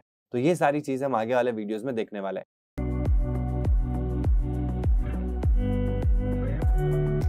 हेलो फ्रेंड्स, तो आज वाली क्लास में हम देखने वाले हैं कि कैसे आप अपने मैक ओएस के ऊपर एंड्रॉइड स्टूडियो को डाउनलोड कर सकते हैं एंड सेटअप कर सकते हैं। अब बात आती है कि एंड्रॉइड स्टूडियो की जरूरत कहाँ पे है। देखो, आप एंड्रॉइड स्टूडियो को भी यूज कर सकते हो और VS कोड को भी यूज कर सकते हो। जब आप फ्लटर के अंदर एंड्रॉइड एप्स डिप्लॉय करोगे, एंड्रॉइड एप्स बिल्ड करना चाहोगे, एंड्रॉइड प्लेटफॉर्म पे उसको इंस्टॉल करवाना चाहोगे, तब आपको एंड्रॉइड के एसडीके की जरूरत पड़ेगी। तो एसडीके इज इंपॉर्टेंट, एंड्रॉइड के एसडीके चाहिए रहेंगे और आप VS कोड पे भी काम कर सकते हैं। आने वाले वीडियोस के अंदर मैं आपको बताऊंगा कि किस तरीके से मैक ओएस के अंदर आप VS कोड को भी सेटअप कर सकते हैं। तो if you are familiar with VS code तो आप VS कोड पे भी कर सकते हैं, and if you are familiar with Android और you have an background of Android तो आप एंड्रॉइड स्टूडियो को यूज कर सकते हैं। और अगर आप किसी बैकग्राउंड से नहीं, आप एकदम फ्रेशर स्टार्ट कर रहे हैं, तो आप इनमें से कोई भी आईडी को यूज कर सकते हैं जो आपको बेटर लगती है, जिसका एनवायरनमेंट काफी फ्रेंडली लगता है, आप उसमें से कोई सा भी आईडी आप यूज कर सकते हो। तो आज वाली क्लास ओरिएंटेड रहेगी हमारी पूरी की पूरी एंड्रॉइड स्टूडियो के ऊपर कि how can you setup your Android Studio on macOS. तो इसके लिए सीधा चलते हैं हमारे क्रोम के ऊपर। आप क्रोम ले सकते हो, सफारी को ओपन कर सकते हो, कोई भी ब्राउजर अगर आप मैक के अंदर यूज कर रहे हो, जो भी आप यूज करते हो डे टू डे लाइफ में, ब्राउजर ओपन करना है। हमको एक वेबसाइट पे जाना है जहां से हमको हमारे एंड्रॉइड स्टूडियो की .dmg फाइल को डाउनलोड कर लेना है, उसके बाद हम उसको सेटअप करेंगे। तो सबसे पहले मैं यहाँ पे क्रोम ओपन कर लेता हूँ और यहाँ पे मेरे को गूगल पे जाना है एंड गूगल मेरा डिफॉल्ट सर्च इंजन है, तो मैं यहीं पे सीधा टाइप कर सकता हूँ एंड्रॉइड स्टूडियो डाउनलोड। आप ऐसा लिख सकते हैं एंड्रॉइड स्टूडियो डाउनलोड। अगर नहीं भी लिखते हैं डाउनलोड, तब भी पहले नंबर पे जो वेबसाइट आएगी वो आएगी आपकी developer.android.com। यहीं पे आपको एंड्रॉइड स्टूडियो मिलेगा, ठीक है। तो ये ऐड है, इसके नीचे आते हैं, ये हमारी फर्स्ट वेबसाइट है, इस पर टैप कर देना है आपको। जैसे ही आप टैप करेंगे ये वाला जो विंडो है ये ओपन हो जाएगा, मतलब ये वाली जो वेबसाइट है ये आपकी ओपन हो जाएगी और यहाँ पे ऑप्शन आ रहा है डाउनलोड एंड्रॉइड स्टूडियो। जब आप डाउनलोड करते हैं तो ये खुद ही बता रहा है कि एंड्रॉइड स्टूडियो का वर्जन कौन सा है, मतलब उसका नेम क्या है, वर्जन क्या है, एंड देन ये किसके लिए है। तो हम ऑब्वियसली मैक के थ्रू इसको यूज कर रहे हैं। प्रीवियस क्लास में जब हमने विंडोज सेटअप किया था, विंडोज के ऊपर सेटअप किया था, तो यहाँ ऑटोमेटिकली क्या आ रहा था, विंडोज आ रहा था। अगर वो 64 बिट होगा तो वो भी बता देगा, 32 बिट होगा तो वो भी बता देगा। तो यहाँ पे मैं डाउनलोड पे स्टार्ट कर देता हूँ। ये कुछ टर्म्स एंड कंडीशन है जिनको आपको फॉलो करना है, आप एक बार गो थ्रू कर सकते हैं। एंड जैसे आप गो थ्रू कर लें, then I have read and agree to the above terms and condition. जो भी इसकी टर्म्स एंड कंडीशंस हैं वो इसने एक एक करके सब बता दी है and you need to agree. और यहाँ पे आ गया देखो, मैक विद इंटेल चिप है या मैक विद एप्पल चिप है। तो एप्पल चिप मतलब हो गया M1, M2, M1 Pro and Intel chip जो आपका इंटेल प्रोसेसर होता है वो वाली। तो यहाँ पे मैं इंटेल पे हूँ तो इसलिए मैंने इस पर टैप कर दिया। अगर आप M1, M2, M1 Pro या इनमें से किसी प्रोसेसर को यूज़ कर रहे हैं, ये आपको पता ही होगा, नहीं भी पता है तो आप मैक की सेटिंग्स में आप जाके देख सकते हैं, इस तरीके से अबाउट मैक के अंदर यहाँ से जाके देख सकते हैं। और जैसे ही आप करेंगे तो यहाँ पे आप देखो नियर अबाउट 1.05 GB की ये फाइल है जो डाउनलोड होगी, और जैसे ही डाउनलोड हो जाती है तो फिर हम इसको सेटअप करते हैं। तो यहाँ पे मेरी जो फाइल है 1.07 GB जो एंड्रॉइड स्टूडियो की फाइल है वो डाउनलोड हो चुकी है। जैसे वो डाउनलोड कंप्लीट हो जाएगी, आप देख सकते हैं इसका एक्सटेंशन है .dmg, ठीक है। अब आपको क्या करना है, इसको इंस्टॉल करना है। तो इंस्टॉल करने के लिए इसको ड्रैग करना होगा हमारे एप्लीकेशन वाले फोल्डर के अंदर। तो हम इसको पकड़ के ले जाते हैं एप्लीकेशन के अंदर। जैसे ही मैं एप्लीकेशन के अंदर ले जाऊँगा इसको, तो यहाँ मेरे पास में एप्लीकेशन के अंदर ये एंड्रॉइड स्टूडियो जो हमारा फाइल थी वो एप्लीकेशन में आ चुकी है। अब डबल टैप करना है आपको और इस प्रोसेस को फॉलो करना है। हमारा installation of Android Studio on Mac start हो चुका है। पहले एक कॉपी होगा, फिर इंस्टॉलेशन का जो पॉपअप है वो स्क्रीन पे आ जाएगा और देन आपकी सीधी एंड्रॉइड स्टूडियो की जो स्क्रीन है वो ओपन हो जाएगी। उसके बाद भी हमको बहुत इंपॉर्टेंट चीज़ है वो है SDK को इंस्टॉल करना है। तो यहाँ पे हम देखते हैं कि एंड्रॉइड स्टूडियो स्टार्ट हुआ क्या। तो वापस आते हैं एप्लीकेशन के अंदर, तो यहाँ पे आ चुका है एंड्रॉइड स्टूडियो, इसको हम ओपन कर देते हैं। ये हमारा इंस्टॉलेशन जो है वो अब स्टार्ट हो जाएगा। तो Android studio app downloaded from internet आपको अलाउ करना है, तो ओपन कर दो ये, क्योंकि आपने जो ऐप स्टोर है एप्पल का उसके थ्रू आपने इसको डाउनलोड नहीं किया, आपने इंटरनेट से किया है। तो आपको ओपन करने के लिए पूछ रहा है कि आप अलाउ करना चाहेंगे इसको, तो मैंने यहाँ पे ओपन कर दिया है। तो यहाँ हमारा एंड्रॉइड स्टूडियो स्टार्ट हो चुका है। आप देख सकते हैं कि फाइंडिंग अवेलेबल SDK कंपोनेंट्स, तो यहाँ पे कह रहा है मिसिंग SDK। दैट मीन्स ये वही SDK है, सॉफ्टवेयर डेवलपमेंट टूल किट, जिनकी मैं बात कर रहा था। आप डायरेक्टली भी इनको इंस्टॉल कर सकते हैं, आपको फिर आईडी की जरूरत नहीं पड़ेगी, आप फिर कोई दूसरी आईडी यूज़ कर सकते हैं। और डायरेक्टली इंस्टॉल करना है तो आपको गूगल क्रोम के ऊपर यहाँ पे जाके सर्च करना है, यहीं पे नीचे आपको SDK फाइल्स मिल जाएगी। तो यहाँ पे आप देख सकते हैं कि आपको गूगल पे सिर्फ सर्च करना है, या एंड्रॉइड स्टूडियो के अंदर ही आपको मिलेगा SDK प्लेटफॉर्म टूल्स, एंड आप यहाँ डायरेक्टली भी SDK प्लेटफॉर्म टूल किट्स को यहाँ पे डाउनलोड कर सकते हैं, मतलब टूल्स को डाउनलोड कर सकते हैं डिफरेंट वर्जन के लिए, जैसे कि विंडोज़ है, मैक है, लाइनक्स है। तो अगर आप मैक पे यूज़ कर रहे हैं तो आप मैक पे सेटअप कर सकते हैं। दैट मीन्स आपको ये चीज़ क्लियर रहनी चाहिए कि अगर आप Android Studio as IDE use नहीं करना चाहते हैं, आप VS कोड करना चाहते हैं, जो भी हम आगे आने वाले वीडियोस में वो भी सेटअप करेंगे, तो उस केस में फिर आपको Android Studio as IDE install करने की जरूरत नहीं है। आप सिर्फ और सिर्फ SDK को इंस्टॉल करें। और SDK इंस्टॉल करना भी इसलिए ज़रूरी है क्योंकि जब आप इनको डिप्लॉय करोगे एंड्रॉइड स्मार्टफोन्स के ऊपर, जो आप फ्लटर एप्लीकेशन बनाते हो और वो डिप्लॉय करना चाहते हो एंड्रॉइड स्मार्टफोन के ऊपर, तो इन SDK टूल किट्स की जरूरत रहेगी। और कमांड लाइन टूल किट भी होगा जो आपको रन टाइम में चाहिए रहेगा, ठीक है। एंड इफ अगर आप एंड्रॉइड स्टूडियो से फेमिलियर हो या एंड्रॉइड स्टूडियो में ही अपना आईडी इंप्लीमेंट करना चाहते हो या उसमें फ्लटर ऐप डेवलपमेंट करना चाहते हो, तो उस केस में आपको ये अलग से डाउनलोड करने की जरूरत नहीं है। यहाँ पे देखो ये ऑटोमेटिकली जब हम एंड्रॉइड स्टूडियो को इंस्टॉल कर रहे हैं तभी इसने आइडेंटिफाई कर लिया कि आपके पास में SDK नहीं है, तो पहले SDK को डाउनलोड करो, फिर मैं उसको सेटअप करूंगा एंड फिर आपका Android Studio will be ready to go, ठीक है। तो यहाँ पे मैं कर देता हूँ नेक्स्ट। नेक्स्ट करने के बाद में ये मेरे को साइजेस बता रहा है कि देखो आपका एसडीके की साइज तो 369 MB है एंड देन एपीआई 33। ये क्या होता है कि जब आप कोई भी प्रोजेक्ट बिल्ड करते हैं तो उस प्रोजेक्ट के अंदर उस ओएस एपीआई जो होती है, जो उस फोन के अंदर चलने के लिए वो टूल्स प्रोवाइड करती है, तो वो सारे जो टूल किट्स हैं वो सब आपको किस में मिलेगा, एपीआई लेवल ऑफ 33। अब 33 क्या हो गया कि जो आपका लेटेस्ट एंड्रॉइड का वर्जन होगा ना, उसके ये टूल्स हैं, ठीक है। जब आप एसडीके को ओपन करोगे तो उसमें बहुत सारे ऐसे एपीआई लेवल्स के टूल किट्स होंगे, आप उनको भी डाउनलोड कर सकते हो, वो पर्टिकुलर उस प्लेटफॉर्म के लिए होंगे, ठीक है। तो जैसे ही मैं नेक्स्ट करता हूँ Android SDK 369 MB and Android SDK platform में एपीआई 33 लेवल की जो एपीआई है उसका 121 MB है, और ये बता रहा है कि मैं इस पाथ पे ना आपका जो एसडीके है वो सेटअप करना चाहता हूँ। और अगर आपको इस पाथ पे नहीं करना है तो आप कोई दूसरे पाथ पे भी कर सकते हैं, ठीक है। जो आपको रिलेवेंट लगे वो पाथ आप यहाँ पे सेटअप करना चाहें तो आप इस तरीके से ओपन करके सेटअप कर सकते हैं, ठीक है। तो अभी मेरे को इसी बात पे करना है और मैं कर देता हूँ नेक्स्ट करने के बाद में ये मेरे को बता रहा है देखो कितनी कितनी चीज़ें किस किस चीज़ों के लिए चाहिए। ये तो एसडीके हो गया, उसके अलावा भी देखो Android emulator, then Android SDK build tool 33, उसके प्लेटफॉर्म टूल्स, तो ये सब कुछ डाउनलोड होंगे। तो ये सब कुछ कंपोनेंट्स आपके यहाँ पे उसने मेंशन कर दिए, ठीक है। अब आपको सिंपल सा क्या करना है, नेक्स्ट पे टैप करना है। जैसे ही आप नेक्स्ट पे टैप करोगे तो आप यहाँ देख सकते हैं कि एंड्रॉइड एसडीके लाइसेंस आ रहा है। अब ये लाइसेंस को आपको क्या करना है, एक्सेप्ट करना है। तो मैं फर्स्ट पे क्लिक करूँगा, आप एक एक करके भी एक्सेप्ट कर सकते हैं, बट बेटर है कि सारों को एक्सेप्ट करना है। तो सबसे ऊपर वाले पे आओ, एक्सेप्ट पे क्लिक करो। क्लिक होने के बाद में आप देख सकते हैं सब के सब एक्सेप्ट हो चुके हैं, और आपको सिंपल सा क्या कर देना है, फिनिश कर देना है। फिनिश करने पे ये वो जो चीज़ें अपन को बताई थी लिस्ट के अंदर, उन सभी चीज़ों को ये डाउनलोड करेगा, सेटअप करेगा, and then your Android Studio IDE will be ready to go, ठीक है। तो ये सब कुछ कंप्लीट होने के बाद में सीधा हमारी जो स्क्रीन ओपन होगी वो होगी जब आपका स्टार्टिंग जो इंट्रो स्क्रीन होती है हमारे एंड्रॉइड स्टूडियो की आईडी की। तो मैं इसको स्पीड अप कर देता हूँ, सीधा ले जाता हूँ जब ये एंड हो जाएगा। तो यहाँ पे आप देख सकते हैं कि यहाँ पे सब कुछ कंप्लीट हो चुका है। Your Android SDK is up to date. Android SDK जो हमारा मिसिंग था वो डाउनलोड हो चुका है और सेटअप हो चुका है, ठीक है। तो your Android SDK is up to date and आपको सिंपल सा क्या कर देना है, फिनिश पे टैप कर देना है। जैसे आप फिनिश टैप करोगे ये होगी आपके एंड्रॉइड स्टूडियो की इंट्रो स्क्रीन, यानी स्टार्टिंग स्क्रीन, ठीक है।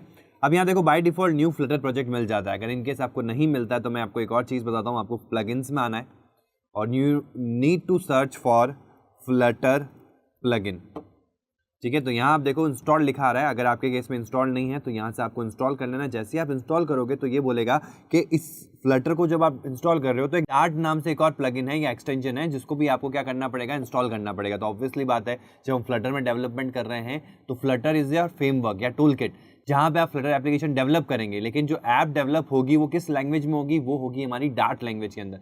तो इन दोनों का प्लगइन इसके अंदर होना चाहिए। तो ये दोनों इंस्टॉल्ड है, इट्स वेल एंड गुड है। अगर इंस्टॉल नहीं है तो आपको मैनुअली यहाँ पे आना है और दोनों को इंस्टॉल करना है। आप फिर से देख लीजिए प्लगइन्स में आ जाना है, ठीक है। इससे होगा क्या, इससे ये होगा कि जब मैं प्रोजेक्ट्स में आता हूँ तो डायरेक्टली मेरे पास में एक ऑप्शन होगा, न्यू फ्लटर प्रोजेक्ट पे टैप करूँगा तो ये मुझसे पूछेगा कि आपके फ्लटर एसडीके का पाथ क्या है, आपको कैसे देना है, आप सभी को पता है। हालांकि इसके ऊपर एक पूरा कंप्लीट प्रोजेक्ट होगा जिसके अंदर मैं बताऊंगा कैसे आप एंड्रॉइड स्टूडियो से ही एक प्रोजेक्ट को क्रिएट कर सकते हो, ठीक है।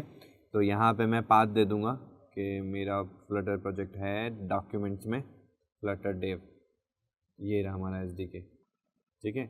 इसको कर देते हैं हम, इसका पाथ देना है फ्लटर, बिन का पाथ नहीं देना। बिन का हमने प्रीवियस क्लास में दिया था फॉर कमांड लाइन एग्जीक्यूशन, ठीक है। अभी बिन का नहीं होगा, अभी पूरा कंप्लीट फ्लटर का जो पाथ है ना, जिसमें पूरा सब कुछ पड़े हैं आपके फ्लटर के एसडीके कंपोनेंट, उसका पाथ देना है, उसको ओपन कर देना है। अगर ये पाथ सही नहीं होता, जैसे कि मैं बताता हूँ, अगर आपने गलती से इस पाथ को सही नहीं दिया होता, आपने बिन दे दिया सपोज दैट, और मैंने इसको ओपन कर दिया, तो ये कह रहा है Flutter SDK is not found in the specified location. तो इससे आपको आइडिया हो जाएगा कि ये पाथ सही नहीं है, ठीक है। तो आपको इस चीज़ का ध्यान रखना है। मैं कैंसिल करता हूँ और आप देख सकते हैं सिर्फ फ्लटर का ही पाथ देना है मेरे को, बिन के अंदर का या किसी भी एक और अलग फोल्डर का नहीं देना है। जो वो फोल्डर है जिसके अंदर सारे कंपोनेंट्स हैं आपके एसडीके के, वो फोल्डर का पाथ आपको दे देना है, ठीक है। एंड देन नेक्स्ट कर देना है। नेक्स्ट करने के बाद में आपके पास में एक स्क्रीन आएगी, जैसे कि आप देख सकते हैं। इस स्क्रीन के ऊपर आप अपने डिटेल्स डाल के एक प्रोजेक्ट को डायरेक्टली यहाँ से क्रिएट कर सकते हैं, ठीक है। इस तरीके से प्रोजेक्ट क्रिएशन के लिए अलग से एक वीडियो बनाऊंगा जिसके अंदर आपको बताऊंगा कि किस तरीके से आप एंड्रॉइड स्टूडियो की हेल्प से भी फ्लटर प्रोजेक्ट क्रिएट कर सकते हैं। अभी अपन देखते हैं कि यहाँ आप जब पूरी फाइनल फिनिश कर दोगे और फिनिश करने के बाद में देखोगे तो आपका फ्लटर प्रोजेक्ट क्रिएट हो जाएगा। लेकिन अभी हम बात करते हैं कि हमारा Android Studio is ready to go and यहाँ पे हमको क्या करना है। अगर कोई फ्लटर प्रोजेक्ट है तो पहले फ्लटर प्रोजेक्ट को क्रिएट कर लेते हैं। तो क्रिएट करने के लिए हम आ जाते हैं टर्मिनल के अंदर, और टर्मिनल के अंदर भी हमको कहाँ जाना है, CD डॉक्यूमेंट्स एलएस करते हैं। यहाँ पे क्या क्या मिल रहा है, फ्लटर डेव, तो CD फ्लटर डेव, ठीक है। अब फ्लटर डेव में आ चुका हूँ और यहाँ पे एलएस करके देख लेता हूँ, तो यहाँ मेरे को प्रोजेक्ट्स मिल जाएंगे। तो आपको भी क्या कर लेना है, देखो मैं डॉक्यूमेंट्स में कर रहा हूँ क्योंकि मैं सिर्फ आपको एक ओवरव्यू समझा रहा हूँ।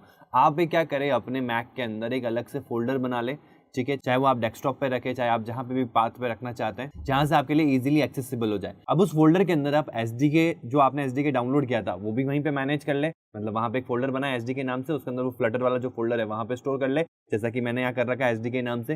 एंड फिर मैंने क्या कर रखा है, यहाँ पे एक प्रोजेक्ट्स नाम से फोल्डर क्रिएट कर रखा है, ठीक है। इसके अंदर मेरे प्रोजेक्ट्स क्रिएटेड रहेंगे, मतलब इसके अंदर मैं प्रोजेक्ट्स क्रिएट करूंगा सो दैट कभी भी मेरे को नियर फ्यूचर के अंदर जितने भी प्रोजेक्ट्स मैंने फ्लटर पे काम किए हैं, मतलब जितने भी फ्लटर प्रोजेक्ट्स मैंने क्रिएट किए हैं, वो सब मेरे को एक ही लोकेशन में मिल जाएंगे, ठीक है। और आप यहाँ पे RES नाम से भी एक फोल्डर बना सकते हैं कि आपने जब प्रोजेक्ट्स बिल्ड किए तो इस प्रोजेक्ट में जितने भी रिसोर्सेज आपने यूज किए वो आप रिसोर्स नाम से फोल्डर में स्टोर कर सकते हैं, सो दैट कभी भी आपको उन रिसोर्सेज की रिक्वायरमेंट हो तो डायरेक्टली आप उस पाथ पे जाएं और उसको एक्सेस कर सकते हैं, ठीक है। तो यहाँ पे मैं अब आ जाता हूँ CD प्रोजेक्ट्स। पहले मैं चेक कर लेता हूँ कि इसमें क्या क्या पड़ा है। तो इसमें देखो क्लासिको नाम से प्रोजेक्ट खड़ा है, ठीक है। तो अब हम क्या करेंगे, यहाँ पे फ्लटर लिखेंगे, फ्लटर चेक कर लेते हैं। देखो फ्लटर का कमांड नहीं आ रहा है,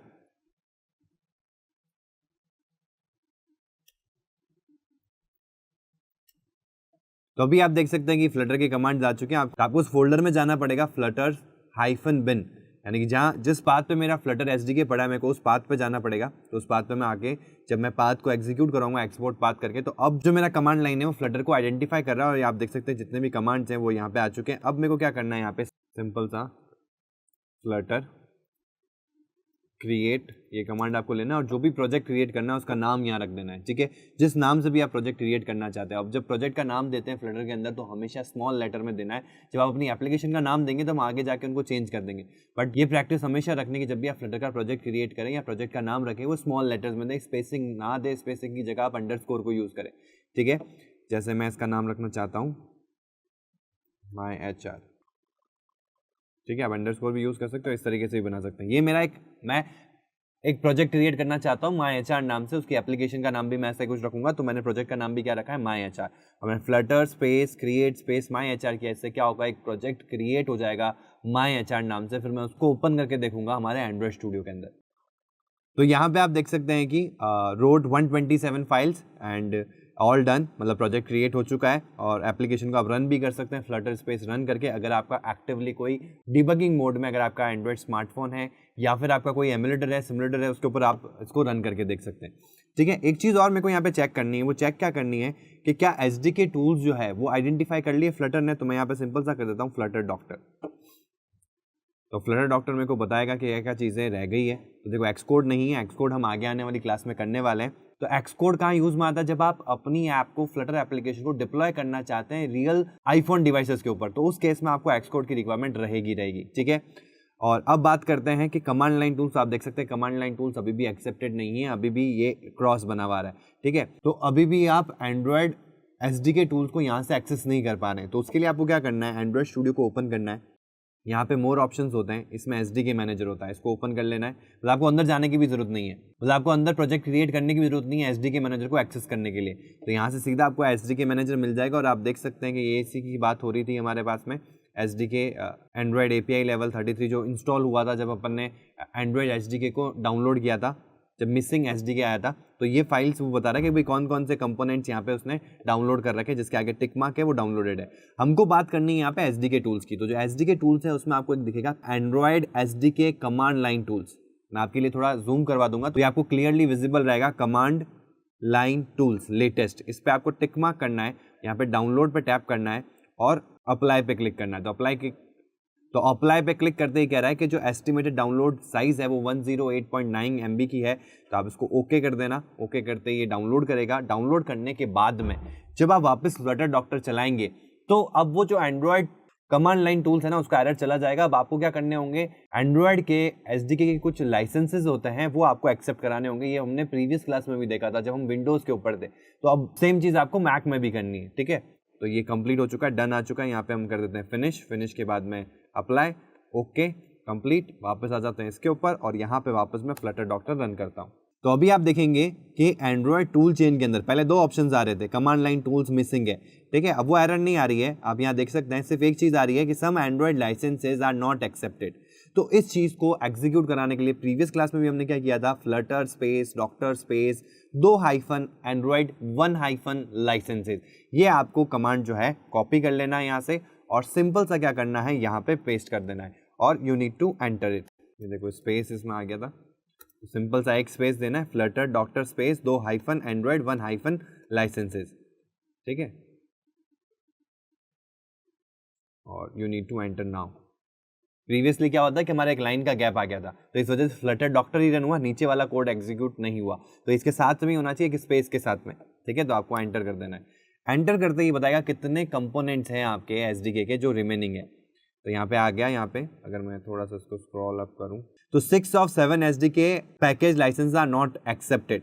तो आपको क्या करना है, यहाँ पे एक्सेप्ट करवाना है, तो सिंपल सा वाई एंटर, फिर से वाई एंटर, फिर से वाई एंटर, वाई एंटर, मतलब एक्सेप्ट कर रहे हो, यस वाई का मतलब होता है यस, एन का मतलब नो, ठीक है।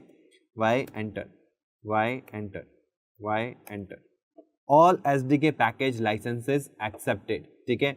तो ये हो गया हमारा एंड्रॉइड स्टूडियो का सेटअप, और एंड्रॉइड स्टूडियो के साथ साथ हमारा एसडीके भी सेटअप हो चुका है, और एसडीके के जो कमांड लाइन टूल्स हैं वो भी हमने इंस्टॉल कर लिए, और उनकी हेल्प से हमने एंड्रॉइड के लाइसेंसेस होते हैं जो एसडीके के, वो भी हमने एक्सेप्ट करवा लिए, ठीक है।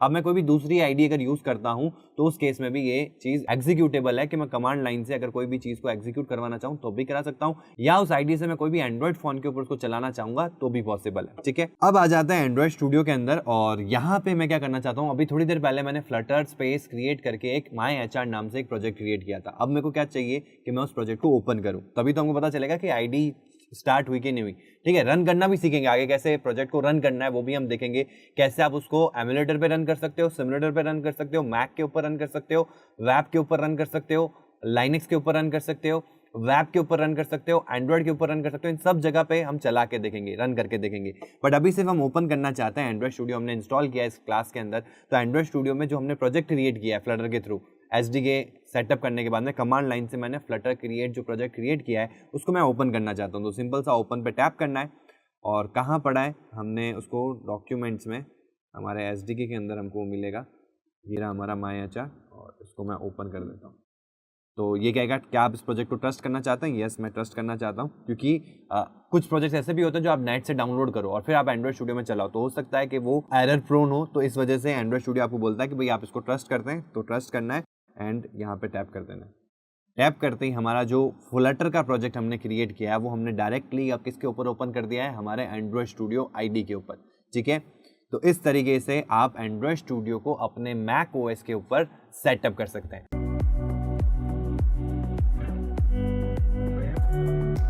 हेलो फ्रेंड्स, तो आज वाली क्लास में हम देखने वाले हैं कि कैसे आप अपने मैक ओएस के अंदर वीएस कोड को सेटअप कर सकते हैं। जैसे कि मैंने प्रीवियस क्लास में भी आपको बताया था कि जब भी आप फ्लटर में डेवलपमेंट स्टार्ट कर रहे हैं तो आप कमांड लाइन से फ्लटर के जो कमांड्स हैं वो एग्जीक्यूट कर सकते हैं, लेकिन एक आपको आईडी की रिक्वायरमेंट रहती है। जब भी आप फ्लटर में ऐप डेवलप करना चाहेंगे या उसमें कोई भी चेंजेस करना चाहेंगे, उन फाइल्स में चेंजेस करना चाहेंगे, नई फाइल्स क्रिएट करना चाहेंगे उस फ्लटर के प्रोजेक्ट के अंदर, तो उस केस में आपको एक आईडी चाहिए जिससे कि आप उस पर्टिकुलर फ्लटर के प्रोजेक्ट को अच्छे से मैनेज कर सके, डिप्लॉय कर सकते हैं। कई सारी चीजें आपको उन आईडीज के अंदर मिल जाती है, ठीक है। जब बात आती है आईडी की, तो प्रीवियस क्लास के अंदर हमने देखा था कि कैसे आप अपने मैक ओएस के अंदर एंड्रॉइड स्टूडियो को सेटअप कर सकते हैं। अब बात आती है कि कैसे आपको वीएस कोड को सेटअप करना है। जरूरी नहीं है कि अगर आपने एंड्रॉइड स्टूडियो को सेटअप कर लिया है तो कोई रिक्वायरमेंट नहीं है कि आप वीएस कोड को सेटअप करें, लेकिन अगर आपको एंड्रॉइड स्टूडियो नहीं इंस्टॉल करना है, एंड्रॉइड स्टूडियो पे यूज नहीं करना है, तो आप वीएस कोड के थ्रू भी फ्लटर डेवलपमेंट जो है वो प्रोसेस कर सकते हैं, फ्लटर डेवलपमेंट जो है वो स्टार्ट कर सकते हैं। तो आज वाली क्लास में हम बेसिकली ओरिएंटेड रहेंगे कैसे मैक ओएस के अंदर आप वीएस कोड को सेटअप कर सकते हैं। प्रीवियस टू प्रीवियस क्लासेस के अंदर हमने देखा था कि कैसे आप विंडोज के अंदर ये सारी चीजें करते हैं। आज जो ये अभी जो सेशन चल रहे हैं, अभी जो वीडियो चल रहे हैं, इसमें हम सेटअप कर रहे हैं हमारे मैक ओएस के अंदर, और आगे हमारे पास में वीडियोस आएंगे जिसमें हम लाइनक्स पे भी सेटअप करेंगे जब भी रिक्वायर्ड रहेगा। तो अभी चलते हैं इस मैक के अंदर और सेटअप करते हैं वीएस कोड को। तो यहाँ पे मैंने सबसे पहले क्या कर लेना है, सफारी ओपन कर लेना है। चाहे आप क्रोम यूज करते हो तो क्रोम ओपन कर लेना है। सिंपल सा you need to search for VS code download. देखो, जो आपका नॉर्मल एप्पल ऐप स्टोर होता है वहां पे आपको वीएस कोड नहीं मिलेगा, ठीक है। तो फर्स्ट ऑफ ऑल हमारा मेन मोटो क्या होता है कि अगर हमारे ऐप स्टोर पे वो पर्टिकुलर सॉफ्टवेयर मिल जाए, बट ये सॉफ्टवेयर आपके पर्टिकुलर ऐप स्टोर पे नहीं है, तो हमको क्या करना पड़ेगा, मैनुअली इसको इंस्टॉल करना पड़ेगा। यानी कि .dmg फाइल इसकी भी आएगी, उसको डाउनलोड करना पड़ेगा, देन उसको इंस्टॉल करना पड़ेगा। तो यहाँ पे आ चुका है VS code download. And download Visual Studio code. देखो विजुअल स्टूडियो एक अलग है एंड विजुअल स्टूडियो कोड एक अलग आईडी है, ठीक है। आगे हम विजुअल स्टूडियो को भी सेटअप करेंगे जब हमको हमारे कोड को, जो हमारा फ्लटर का कोड है, अगर उसको मेरे को विंडोज़ पे चलाना है तो मेरे को उसकी रिक्वायरमेंट रहेगी। मैक पे चलाना है, iOS पे चलाना है, मतलब आईफोन पे चलाना है, उसके लिए हमको एक्सकोड की रिक्वायरमेंट रहती है। वो हम आगे आने वाले वीडियोज़ में कैसे एक्सकोड को सेटअप करना है, क्योंकि एक्सकोड केवल और केवल आपके मैक ओएस पे ही इंस्टॉल होगा, वो और कोई दूसरे प्लेटफॉर्म पे नहीं हो सकता। दूसरे प्लेटफॉर्म इन द सेंस ना तो विंडोज़ पे मिलेगा आपको, ना लाइनक्स पे मिलेगा।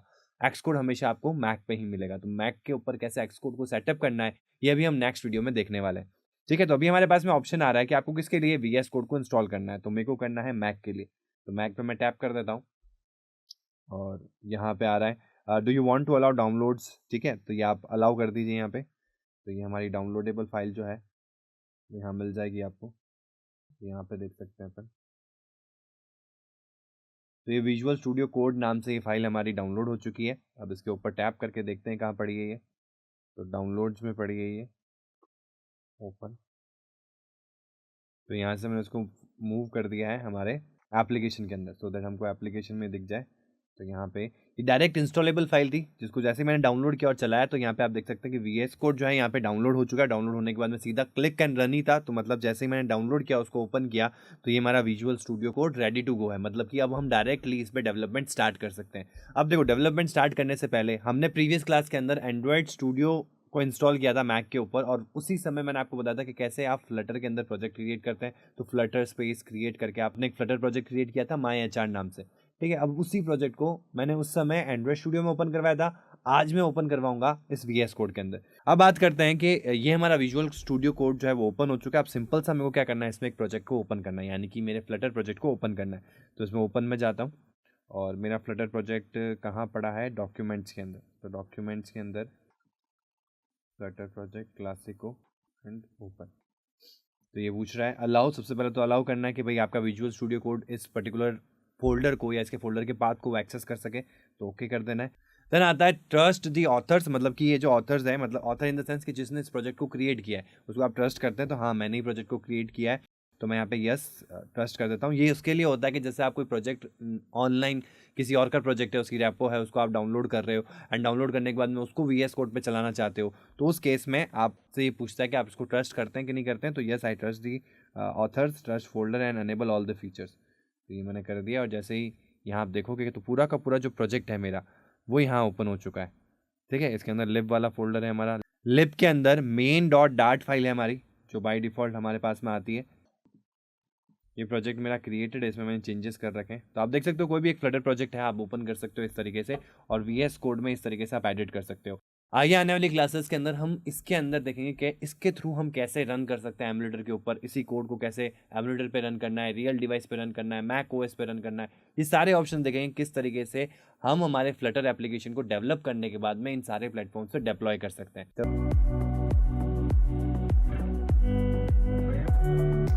हेलो फ्रेंड्स, तो आज वाली क्लास में हम देखने वाले हैं कि कैसे आप अपने मैक ओएस के अंदर एक्सकोड को इंस्टॉल कर सकते हैं। तो आज वाली क्लास में हम सेटअप करेंगे एक्सकोड को मैक ओएस के अंदर। Xcode is an ID for developing your iPhone apps. तो अगर आईफोन की एप्स आपको डेवलप करनी होती है तो उसके लिए हम एक्सकोड को यूज करते हैं मैक ओएस के अंदर। अब हम क्यों यूज कर रहे हैं, क्योंकि देखो हमने जो फ्लटर एप्लीकेशन बनाई है इसको मेरे को डिप्लॉय करना पड़ेगा एक आईफोन डिवाइस के ऊपर। उसको डिप्लॉय करने के लिए, उसको आईफोन के स्टोर पर डालने के लिए, ऐप स्टोर पर डालने के लिए हमको हमेशा एक्सकोड की रिक्वायरमेंट रहेगी। तो अगर आपके पास में मैक ओएस है, या अगर आप अपनी फ्लटर एप्लीकेशन को एप्पल ऐप स्टोर के ऊपर लॉन्च करना चाहते हैं या एक रियल टाइम आईफोन डिवाइस के ऊपर चलाना चाहते हैं, तो आपको भी चाहिएगा एक एक्सकोड। और एक्सकोड को कैसे सेटअप करना है अपने मैक ओएस के अंदर, इसके लिए चलते हैं सीधा हमारे ऐप स्टोर के अंदर। तो सबसे पहले आपको यहाँ पे ऐप स्टोर को ओपन कर लेना है। तो यहाँ पे मैं एप्लीकेशंस में आ चुका हूँ। यहाँ पे देखो आपको सबसे पहले ऐप स्टोर मिल जाएगा, इस पर क्लिक कर लेना है। इस पर क्लिक करने के बाद में यहाँ पे आपको सर्च करना है एक्सकोड। एंटर किया और ये हमारे लिए रिजल्ट लेके आएगा। तो हमको, अगर आप देखेंगे तो सबसे पहले आपको यहाँ पे मिल जाएगा एक्सकोड। ये इसका लोगो होता है, ठीक है। इसके आगे ऑप्शन आ रहा है गेट। जैसे आप इस पर क्लिक करेंगे और ये आएगा आपके पास में ऑप्शन इंस्टॉल करने का, तो इंस्टॉल कर देना आपको। तो अब यहाँ पे आपको अपनी एप्पल आईडी को डालना होगा। तो अपनी एप्पल आईडी यहाँ पे डाल सकते हैं। जब भी आपको ऐप स्टोर से कोई भी चीज़ डाउनलोड करनी होगी तो इनिशियली वो आपसे एप्पल आईडी पूछेगा, तो एप्पल आईडी आपको यहाँ डालनी पड़ेगी। तो यहाँ पे आप देख सकते हैं कि इस तरीके से आपका एक्सकोड डाउनलोड होना स्टार्ट हो जाएगा। आपको यहाँ पे पता लग जाएगा कितना % डाउनलोड हो चुका है, कितना GB डाउनलोड हो चुका है और एक्चुअल में अगर आप इसकी साइज देखेंगे तो नियर अबाउट 12.64 जीबी का ये होगा। तो इसको कंप्लीटली डाउनलोड होने दें और उसके बाद हम इसको सेटअप करेंगे हमारे मैक के अंदर। और इस पर अगर आप टैप करेंगे तो यहाँ पे भी आपको दिख जाएगा कि कितना % डाउनलोड हुआ है, यानी कि कितना जीबी आपका डाउनलोड हो चुका है और कितना रिमेनिंग है। तो यहाँ पे आप देख सकते हैं कि आपका जो एक्सकोड है वो डाउनलोड हो चुका है कंप्लीटली। अभी ये लोडिंग चल रहा है और जैसे ही it will be ready to use हम इसको ओपन कर लेंगे। तो यहाँ पे आप देख सकते हैं कि मेरा जो एक्सकोड है वो यहाँ पे इंस्टॉल हो चुका है। अब मेरे को सिंपल सा क्या करना है, इस पे ओपन पे टैप करना है। जैसे मैं ओपन पे टैप करूंगा, जो एक्सकोड आईडी है फॉर आईफोन ऐप डेवलपमेंट वो हमारा स्टार्ट हो जाएगा हमारे मैक ओएस के ऊपर। आप देख सकते हैं कि एक्सकोड का आइकन यहाँ पे पॉपअप कर रहा है, मतलब कि ये बूट हो रहा है, मतलब स्टार्ट हो रहा है।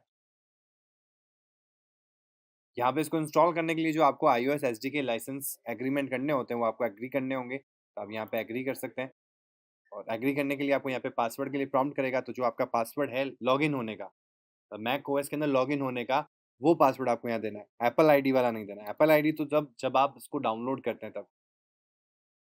तो ये कुछ कंपोनेंट्स जो रह गए हैं वो उन कंपोनेंट्स को इंस्टॉल कर रहा है। जैसे इंस्टॉल हो जाएगा or Xcode will be ready to use. और वैसे हम इसको यूज नहीं करने वाले एज एन आईडी, इसको हम इस तरीके से यूज करने वाले हैं कि हम इसके थ्रू आईफोन सिमुलेटर क्रिएट कर सकते हैं। हम इसके थ्रू हमारी आईफोन रियल टाइम डिवाइस के ऊपर इसको चला सकते हैं। तो ये कुछ बेनिफिट्स हैं जिसके लिए हमको एक्स कोड चाहिएगा ही चाहिएगा, वो भी मैक ओएस में ही चलेगा ये। तो यहाँ पे आप देख सकते हैं कि एक्स कोड ओपन हो चुका है, वेलकम टू एक्स कोड। और यहाँ पे ये ऑप्शन पूछ रहा है कि क्या करना है, ओपन करना है, क्रिएट करना है, जो भी आपको ऑप्शन चूज करना है वो कर सकते हैं। तो इस तरीके से हम एक्स कोड को इंस्टॉल कर सकते हैं अपने मैक ओएस के अंदर। नेक्स्ट क्लास में हम देखेंगे कि किस तरीके से हम एक्स कोड की हेल्प से आईफोन सिमुलेटर को क्रिएट करते हैं एंड देन उस आईफोन सिमुलेटर को हम यूज करेंगे हमारे फ्लटर कोड को, जो हमने एंड्रॉइड स्टूडियो में लिखा है या वीएस कोड में लिखा है, वहां से उसको रन करवाएंगे और सिमुलेटर के ऊपर चलाएंगे। तो आज की क्लास के लिए इतना ही। Thank you.